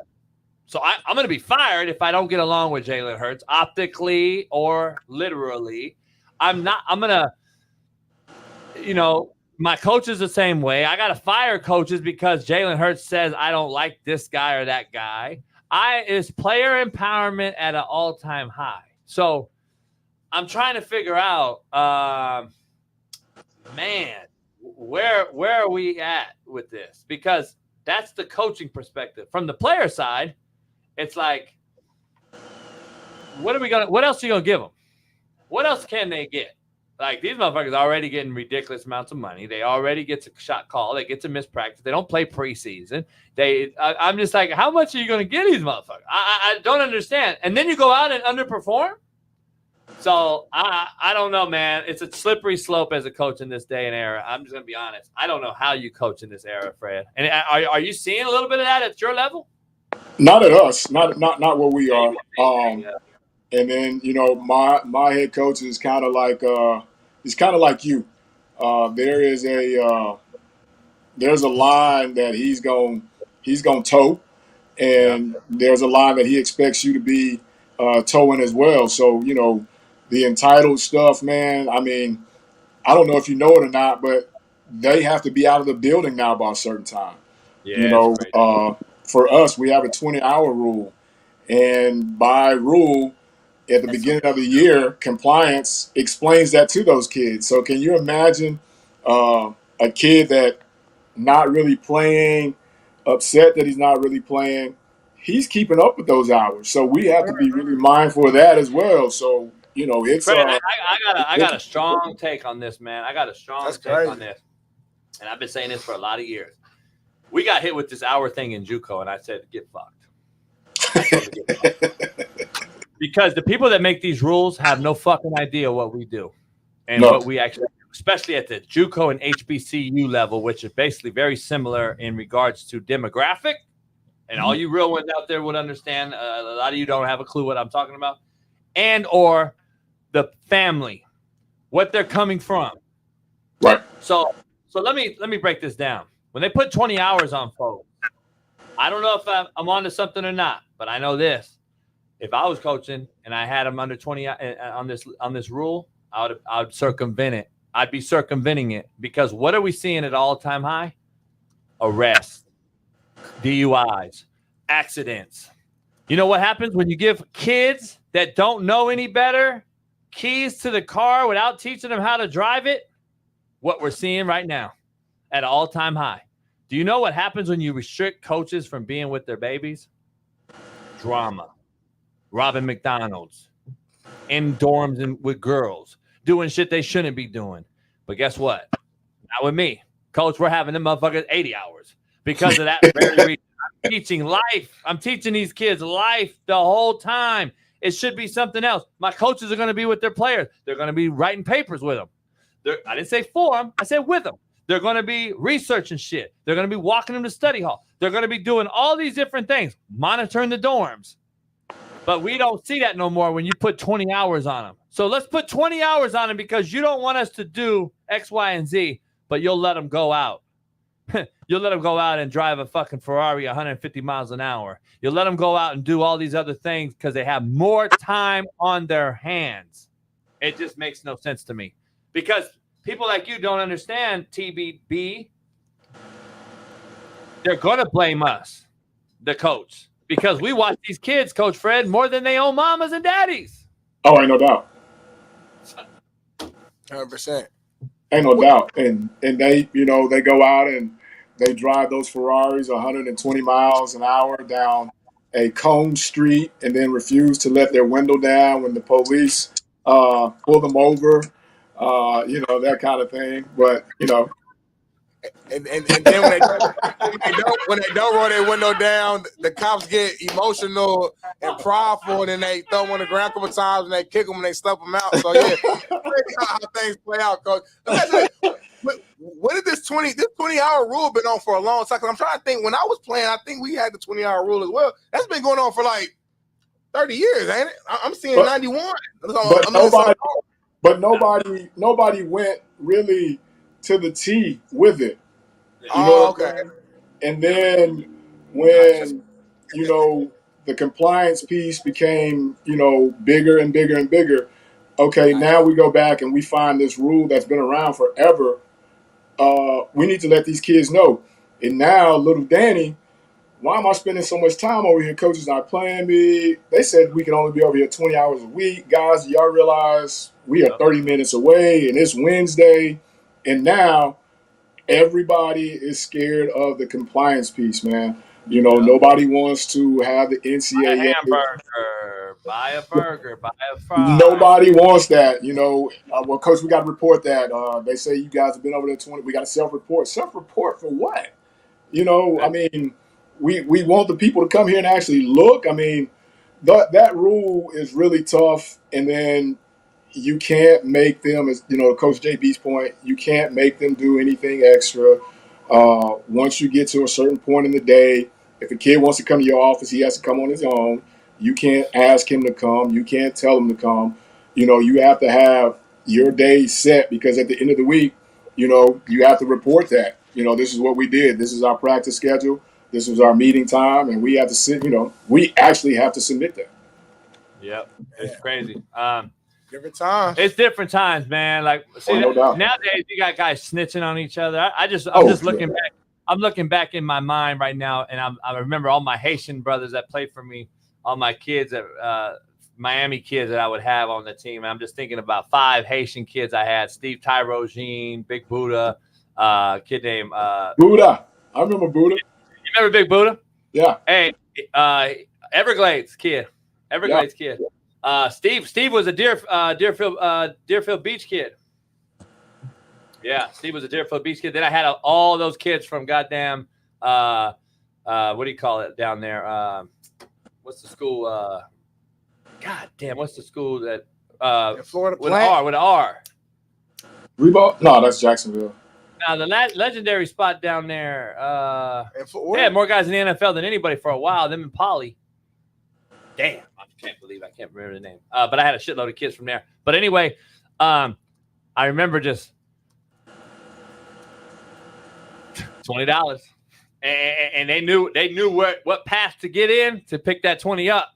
Cause I wasn't gonna get seen giving it to them, they knew. And guess what? Them motherfuckers weren't telling on me. Nowadays, I got homeboys at the 4-year level telling me the motherfuckers saw a guy give him 20, and then he told compliance that he paid the wide receiver $20 to go get something to eat. That's insane. That's just crazy. Yeah, and that's the story with the NIL. Big Smitty. Dillard. I'm thinking Dillard High School. My bad. Dillard. Fort Lauderdale. Dillard. The Dells. Yeah. But the NIL deals now. Smitty's getting 20,000. Well, I think I need to get at least 30. Yep. Oh, you're not gonna give me 30? Then I'm leaving. So it's a different deal, man. But I mean, I enjoy it. You know what it is, Coach, man. We're teaching more life than we are football. Just trying to teach the kids how to respond properly without, getting thrown down on the concrete or kicked or, that kind of thing. When faced with a little adversity. Crazy. Hey, Dillard ain't good no more? Dillard ain't good no more, huh? I ain't heard Dylan. It's the Wild West in Florida, man. You can you go anywhere you want as long as they say they have an opening. Wow. And you can get there. And then the other part in Florida, I can go to JB High School and play football, and then I can go to Smitty High School and play basketball and be eligible. In the same school, like same year? Same calendar year. Yes. What? You're never gonna have no more Lakelands. You're never gonna have no more Kathleen. You're never gonna have no any of those powerhouses anymore. After the IMG and the St. Aquinas and all these other things, the powerhouses are gonna be done, huh? Yeah, so Kathleen is done now. Lakeland is still Lakeland because those kids, and it's nothing against them. I mean, it is what it is. But those kids now that were going to Kathleen, I'm going to Lakeland. Those kids that were going to Lake Gibson, I'm going to Lakeland. I can get there. They haven't a seat available. So it's no longer trying to find a class that they don't have at Kathleen that they have at Lakeland. No longer that. You can just go as long as Lakeland say they have room to hold you. That's crazy. Lakeland used to be a powerhouse. The Boatwright twins, legendary guys. They know. What you know about the Boatwrights, man? Man, I coached the Boatwrights. Come on, dog. Really? Yeah, man. Colston. I had little Colston with me from Kathleen, little running back. Colston's nephew. And then I had him. I had what's the name's brothers too, man. Who? Fuck. The motherfucker that got all the kids. The corner. Fuck. Long last What's name. the corner? The long with 10 kids, and you want to keep getting more. Antonio Cromartie. I had little Cromartie. I had little Cromartie with me at Compton. Wow. I had to save that motherfucker life. Then I had Freddie Mitchell. You know, I had Freddie Mitchell's little brother. Fred X, baby. Yeah, you know, I had Freddie's little brother. When Freddie was at UCLA, his little brother played for me. And then I had him at wideout. I had Cromartie's little brother at wideout. He was fastest motherfucker I ever seen in my life. He shits on his older brother. He is the fastest human I've ever seen. He was fucking wow. You deep in it. All right. Oh yeah, I had 45 Florida kids on my team every year. Yeah, all right. He should recruit some more But Indiana the boat rides, man. Shit, man, come on, man. Hey, Florida boys know who I am. IMG and them that weren't even in existence, man. That's what I hate about this, man. It's ruined the traditional shit like we were accustomed to. Like, that was great-ass football back in the day. It was great-ass football back in the day. Right. It's watered down now, so to speak. St. Thomas and Lakeland are going to meet every other year in the state championship. Somebody will get lucky in between, but it always circles back to them. IMG. Is Plant still good in Tampa? Plant? No. Armwood's back up. Plant had their run, but when Coach Wiener left and went over there to USF, some of their recruiting paralysis left as well. So, hey, where's Teddy Bridgewater at? He's down at Miami Northwestern. Okay, so Northwestern used to be a powerhouse. Are they back getting there or no? Yeah, he's got it rolling, man. But right now, Miami Central's got it. But everybody and their mom is going to want their kid to go play for NFL. Teddy, Teddy's pumping it out there right now, man. He's making it hard for everybody around there. Uncle Luke is still over there at Uncle Luke's the head coach over there. He was at Miami. Shit. Central, or not Central, but the other one. Yeah, it's his high school that he graduated from. Yeah, so he's the head coach over there, and Miami Beach, right? Miami Beach. I think so. Is that it? Nah, he ain't going to Miami Beach. Miami Beach is upscale. Edison. Edison. Miami Edison. Yep. So it's changed, man. It really has. Hey, let's talk about you guys. You guys got a big win, 38-7. I saw. Man, 10 seconds to half to a lesser team, man, and you had to go in there and give them that JB speech. They came back out, turned it on a little bit, and we got a big one this week. McNeese, Southland Conference. They're like 15-3 versus our conference. The 3 losses have come to us, so we're trying to make it 4 again. So we get close to conference play. That time of year. You know how it goes, Coach. You try to get everything, get your rotation simple, and get guys moving around and know what's going on. So big win, no doubt about it. I appreciate you looking it up, man. I appreciate that, dog.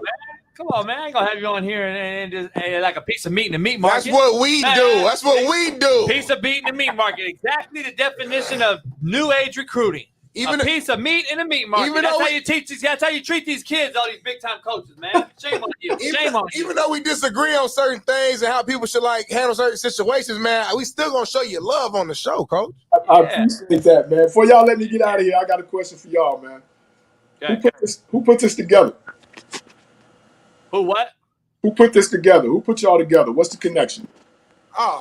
Marcellus Wiley, I would say, probably the biggest. Not really, just me turning over rocks. I take all the credit. You know what happened? Shout out to Marcellus. I hit up Marcellus, but I hit him up and I said, "Hey, dog, what's up with your boy Smitty that used to be on a show with you? and whoopty bam. And he was like, And what'd he "Oh, say? man, What'd he say? Great kid, man. Great kid. Great dude. Great man. A woke liberal, but great kid." And I'm like, cool. And then so I said, man, I need that little yin and that yang. And I knew, Smitty was young, but he always had a smile on him. And I'm like, man, that could be a good little get. So I hit him up, and then I actually had Smitty's number because I got to kick it with him at one of Marcellus's events like a year prior. And so I reached out to him, man, what you got going? Whoop-de-whoop. He begged me. He hit me up on Twitter. Yeah, I said, basically, you're nobody DM, at Fox. Instagram, everything. And I was like, hey, you a nobody at Fox? You want to be a somebody? I did, and I sold them, and the rest is history. Now we got the fastest growing. And by the way, I got a thing. We got the second fastest growing YouTube sports show right now, currently, and we're up for a podcast, sports podcast of the year award. So shout out to us. You ain't tell me that. I was about to tell you guys at the end of the show, but I want to tell my real homeboy. That's big time, man. That's big time. We're trying to get it cracking. Show me the email, homie. I didn't know that. I sent you the email, by the way. I got too many emails. I forwarded you the email. I'm a businessman. I got 4 jobs, homie. I don't just do the one thing. I got Fox. I got this. I got the other podcast. Don't worry about it. Other podcast needs to go. Well, they pay me something. I'm behind the scenes with it. I'm behind the scenes with it. Hey, Fred, good luck against McNeese. Tell Booze I said don't be a slapdick. And hey, we got to get Booze on with you next week because that's yeah. I'm gonna get him on, man. What time do you guys be out of there, huh? You be out of there after what time? Yeah, so we were done today at like 9:45. So I went in and just came, had a sip of coffee, and waited around and got ready for you. So Marcellus Wiley. So y'all wild story about him before I go. He's a Clipper. I don't understand that. So he's San Diego. His daddy was in the armed forces down there. Okay, makes sense. So he's tweeting about the Clippers, and I just, some random guy, I just jump on and say something to him, and he responds back, and we're going back and forth. I'm a Laker fan. We're going back and forth, and he just hits me up in my inbox and was like, "Yo, man, I'm just playing." I'm like, "I am too. I don't get serious about no Twitter, man. You big as hell. I ain't starting no beef with you. Not that I would ever meet you." But now I feel like I'm gonna meet Marcellus because I know y'all. Y'all know him. Oh, yeah. Marcellus cool as hell. He's fun. Like he's at a party, he gonna be bumping into you all day, dancing. Like that's my. Hey, Fred, we actually grew up together in Compton. Yeah, me and Marcellus. Oh shit. Yeah. So Marcellus, him, Larry Allen, we all grew up same street. Anthony Anderson, Todd Bridges, Willis. Yeah, Willis. Yeah, before he was cracked out. Yeah. Wow. Yeah, a lot of cats. Like, we all grew up on the same street, so we've known each other a long, long time. And he Compton guy, I'm a Compton guy. So, Smitty owes him a lot for. And then me and Marcellus work together on national TV every single day, Monday through Friday on national television. So we got a lot of experience on there daily. My segment on there is one of the highest rated segments on that show during the time. So had a lot of experience on that show. And then we brought JB in for one day just to give him a little bit of national recognition. The highest rated show they ever had. He was nervous a little bit. This show none of this energy, coach. None of this saying. Never nervous. His tone was low. He was quiet. None of this was never nervous. I'll find a clip for you. Type in "Speak for Yourself," Coach Jason Brown, and you'll probably find a clip. You'll see how nervous and shy he was. You'll see me check Whitlock.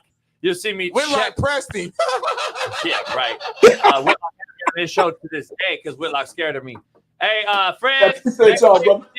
We'll see you every Wednesday on this show, and we're excited to have you as a guest right after. Appreciate it. We'll break down some film with you too, and maybe we'll get some Alcorn Steak. Get Booze on here, and I'll coach his ass up. All right. And maybe the next time I'll be able to smoke a cigar. On my segment. Yeah. Hell yeah. You do that whenever, You do that one of your cigars. That's what I'm doing. I don't hear it. My shit's cutting out. We'll see you next Wednesday. Run your window down and keep it down. Hey, shout out to Coach Fred and Coach Mazzoni. And Big Smitty. Who else was on today, though? Mazzoni, Fred. I think that was, I don't know. How you got me tripping right now? Coach Mazzoni. Because you don't know. You're not ready. No, it's Coach Mazzoni and Fred. Homie, why you trying to confuse me? Yeah. Let's do some hell yeah, hell no. Get out of here. Hey, by the way, what'd you think? Hey, Bailey, what'd you think about the center throwing up on the grass? Yeah, that's big because he's the only center on here. I mean, old linemen, they've always been nasty, trifling, stinky motherfuckers. Hey, so Bailey, by the way, I would have grabbed the ball and threw it. Yeah, that's the thing. All this soft ass, pussy ass, I can't throw the ball and all this old shit. It was slippery, homie. It had nothing to do with it. So don't play in the rain then. Don't play in the rain, homie, Mr. Excuse Maker. Don't make it up. Don't play in the snow, homie. Don't play in the mud then, homie. He caught the ball and he ran with it. Look, I got excuse for everything. He Don't play in the rain. Hey, he caught the ball and he ran with it. Hey, Bailey, did you know football was played outdoor when it got wet sometimes? It was, but you know, homie, that it's raining. He didn't know the motherfucker gonna throw up on the side. So he threw the ball. He was like, "Oh fuck, it's hot." So let me just run with this motherfucker. You got a video of it? For context, take a listen here. I asked Malik why he didn't throw the ball on that third down, and he told me that Josh threw up on the ball. I was like, that's the first time I've ever heard that. Matter of fact, the official came over to me, Shaun came over to me and said, you know, we saw your center thrown up on the ball. Do you want us to take him out next time? I said, absolutely. Please do that because, I mean, you're talking about a critical situation, and it's third down, and I've never had a throw with vomit on a football. So Hold on, Bailey. Bring up. Can you make that bigger? Bigger. Nah, he threw up a lot. I saw the zoom in video at Fox. Can you get the film of the defense at all? I found out the real reason. It wasn't throw up. It was fucking cover 2. That's why he didn't throw it. Because cover 2, it was cover 2. Mina crying. It was cover 2, Mina. That's why he didn't throw it. Oh my god. Unbelievable.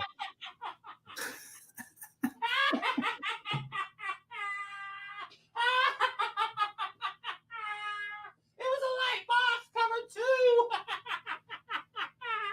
That's why he didn't throw the ball. My fucking Mina times, homie. That's why. It wasn't because of the throw up. It was cover 2. Jesus. All right. Hell yeah, hell nah. Unbelievable. Hell yeah, hell no, Bailey. Bring it in. Shit. Go, ad-lib it. I'm not showing you the thing. Hell yeah or hell no. Brought to you by Prize Picks. Hell yeah, hell no. Brought to you by Prize Picks. Nick Sirianni will be fired after this season. Fat motherfucker. Hell yeah, hell no. Hell yeah. I'm with Jeff Nadu. He's gone. He didn't even address his fucking players after the game. Latrell Flowers, where you at? You did a video yesterday. It was a horrible video, but you did a video. You should have just said, you know what? Shout out to Coach AB. He's been right the whole fucking time. Jalen Hurts is shitty. And the Eagles are shitty. And Coach AB was right the whole time. And all I do is talk shit in the chat. But all I need to really say is Coach AB been right the whole time. Latrell, you need to do that. Hell yeah or hell no. Tua Tagovailoa will return this season. Oh, shit. That's a tough one, Bailey. Fuck. Answer the damn question.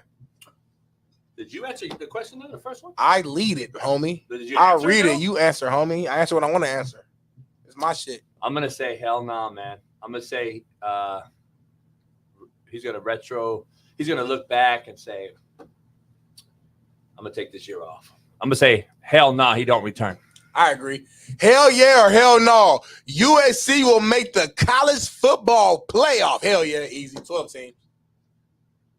I'm going to have to go with hell yeah this year. They're better up front. O-line, D-line's better.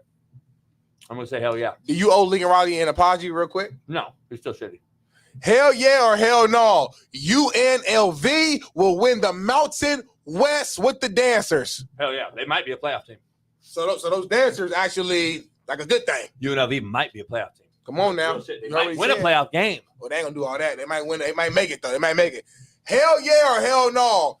Travis Hunter will win the Heisman Trophy this season. I'm going to say hell nah because their team's not very good. I agree. I think he'll be top 5, top 3, but they won't be good enough. They'll be 7-5 to end the season, go to the playoff. Bowl game, win their bowl game. So they'll be 8-5 at the end, but that won't be good enough to win the Heisman. Last one, bonus question for D. Jones. Hell yeah or hell no? Doug Peterson will be fired after this season from the Jags. Hell no. Ooh. I'm gonna say hell no. Doug Peterson always gets the pass. I know he won a Super Bowl with the Eagles, so it seems like he won that, so he's like good. Like, it don't matter what happens, he's just good to go now. Well, not too good to go. He replaced Urban Meyer, who fucked that whole place up. It was so bad that, like, whatever. I see what you're saying. Not that Urban fucked it up because he can't coach. I think Urban's I love Urban. Fox guy, big Fox guy. He kills it every Saturday. Not that he can't coach or anything. We know, to me, Urban Meyer's top all 2. time. Yeah, legendary. But again, that's why I don't like high school, college guys going to college. I don't like college guys going to the NFL. I don't like NFL guys that never coached college go to college. I think it's a galaxy apart. Like Jimmy Johnson said, it's not a world apart. It's a galaxy apart. The difference between college and NFL. So look at Nick Saban, dog. Don't look at me on the side. Look at Nick Saban. You can see me straight ahead, right? You see the big screen? Yeah, but like I'm a grown man. Like I was raised off like respect. The only thing you got is your word and your balls, and like eye contact is like a real thing. But like, if I'm looking at the screen, But why are you looking that way? The film's on us. Because like we here in the studio, JB. Like, what's the purpose of me like look at you on the screen? You all right, homie? Them weed burning holes. My cigar fucking ashes. Cigar ashes. I got holes. He got holes in the shirt. You can't see them. You didn't have to say that publicly. You didn't have to let them know that. I'm a real one. They thought you was cleaning the motherfucker today. You had to say that. Hell yeah, hell no. We will get CJ Stroud and Cam Newton on this show in the next 3 weeks. Hell yeah. I said it. I'm gonna hit CJ. I'm gonna text him because I know that's the homie. Me and him was hanging out All-Star weekend in Bailey, February. appreciate you on the 1s and 2s. I got a lot of work to do. Don't cut me off, homie. We got a call, but winnable too in 20 minutes. You got to be on there. Yeah, I got a call with a bigger thing. Who? We don't know. Oh, whoa. Say don't. I mean, this is a different thing. I gotta teach him the game when it comes to like ads and sponsors and brands. When companies pay you hundreds of thousands of dollars, you gotta like show them respect, even when you working with other brands too. Who's paying us that? So hey man, y'all have a good one, man. Hey, join Wimmer right Bailey, now. Who the fuck's paying us that? I think we'd be paying it. That was the fuck case. We put exclusive content to the first down package today. JB, tell them before you leave. Tell them what type of videos they should be expecting in the winnable first down package real quick. And tell them right now, live on the show, right now, what they should be expecting on the first down package on winnable.com/slap-picks before we leave this show. JB. All my winning picks. That's all that matters. Join it today or get cut next day. I will block you off the show. If you're not a member of Winnable or the show, I will block you, cut you, and you will be fired. Especially G Wizzle. You fucking nobody. Peace. Issues get pressed so fast you don't get sacked like bags and baggage. Smitty and Jason Brown killed it, yeah, it's a wrap.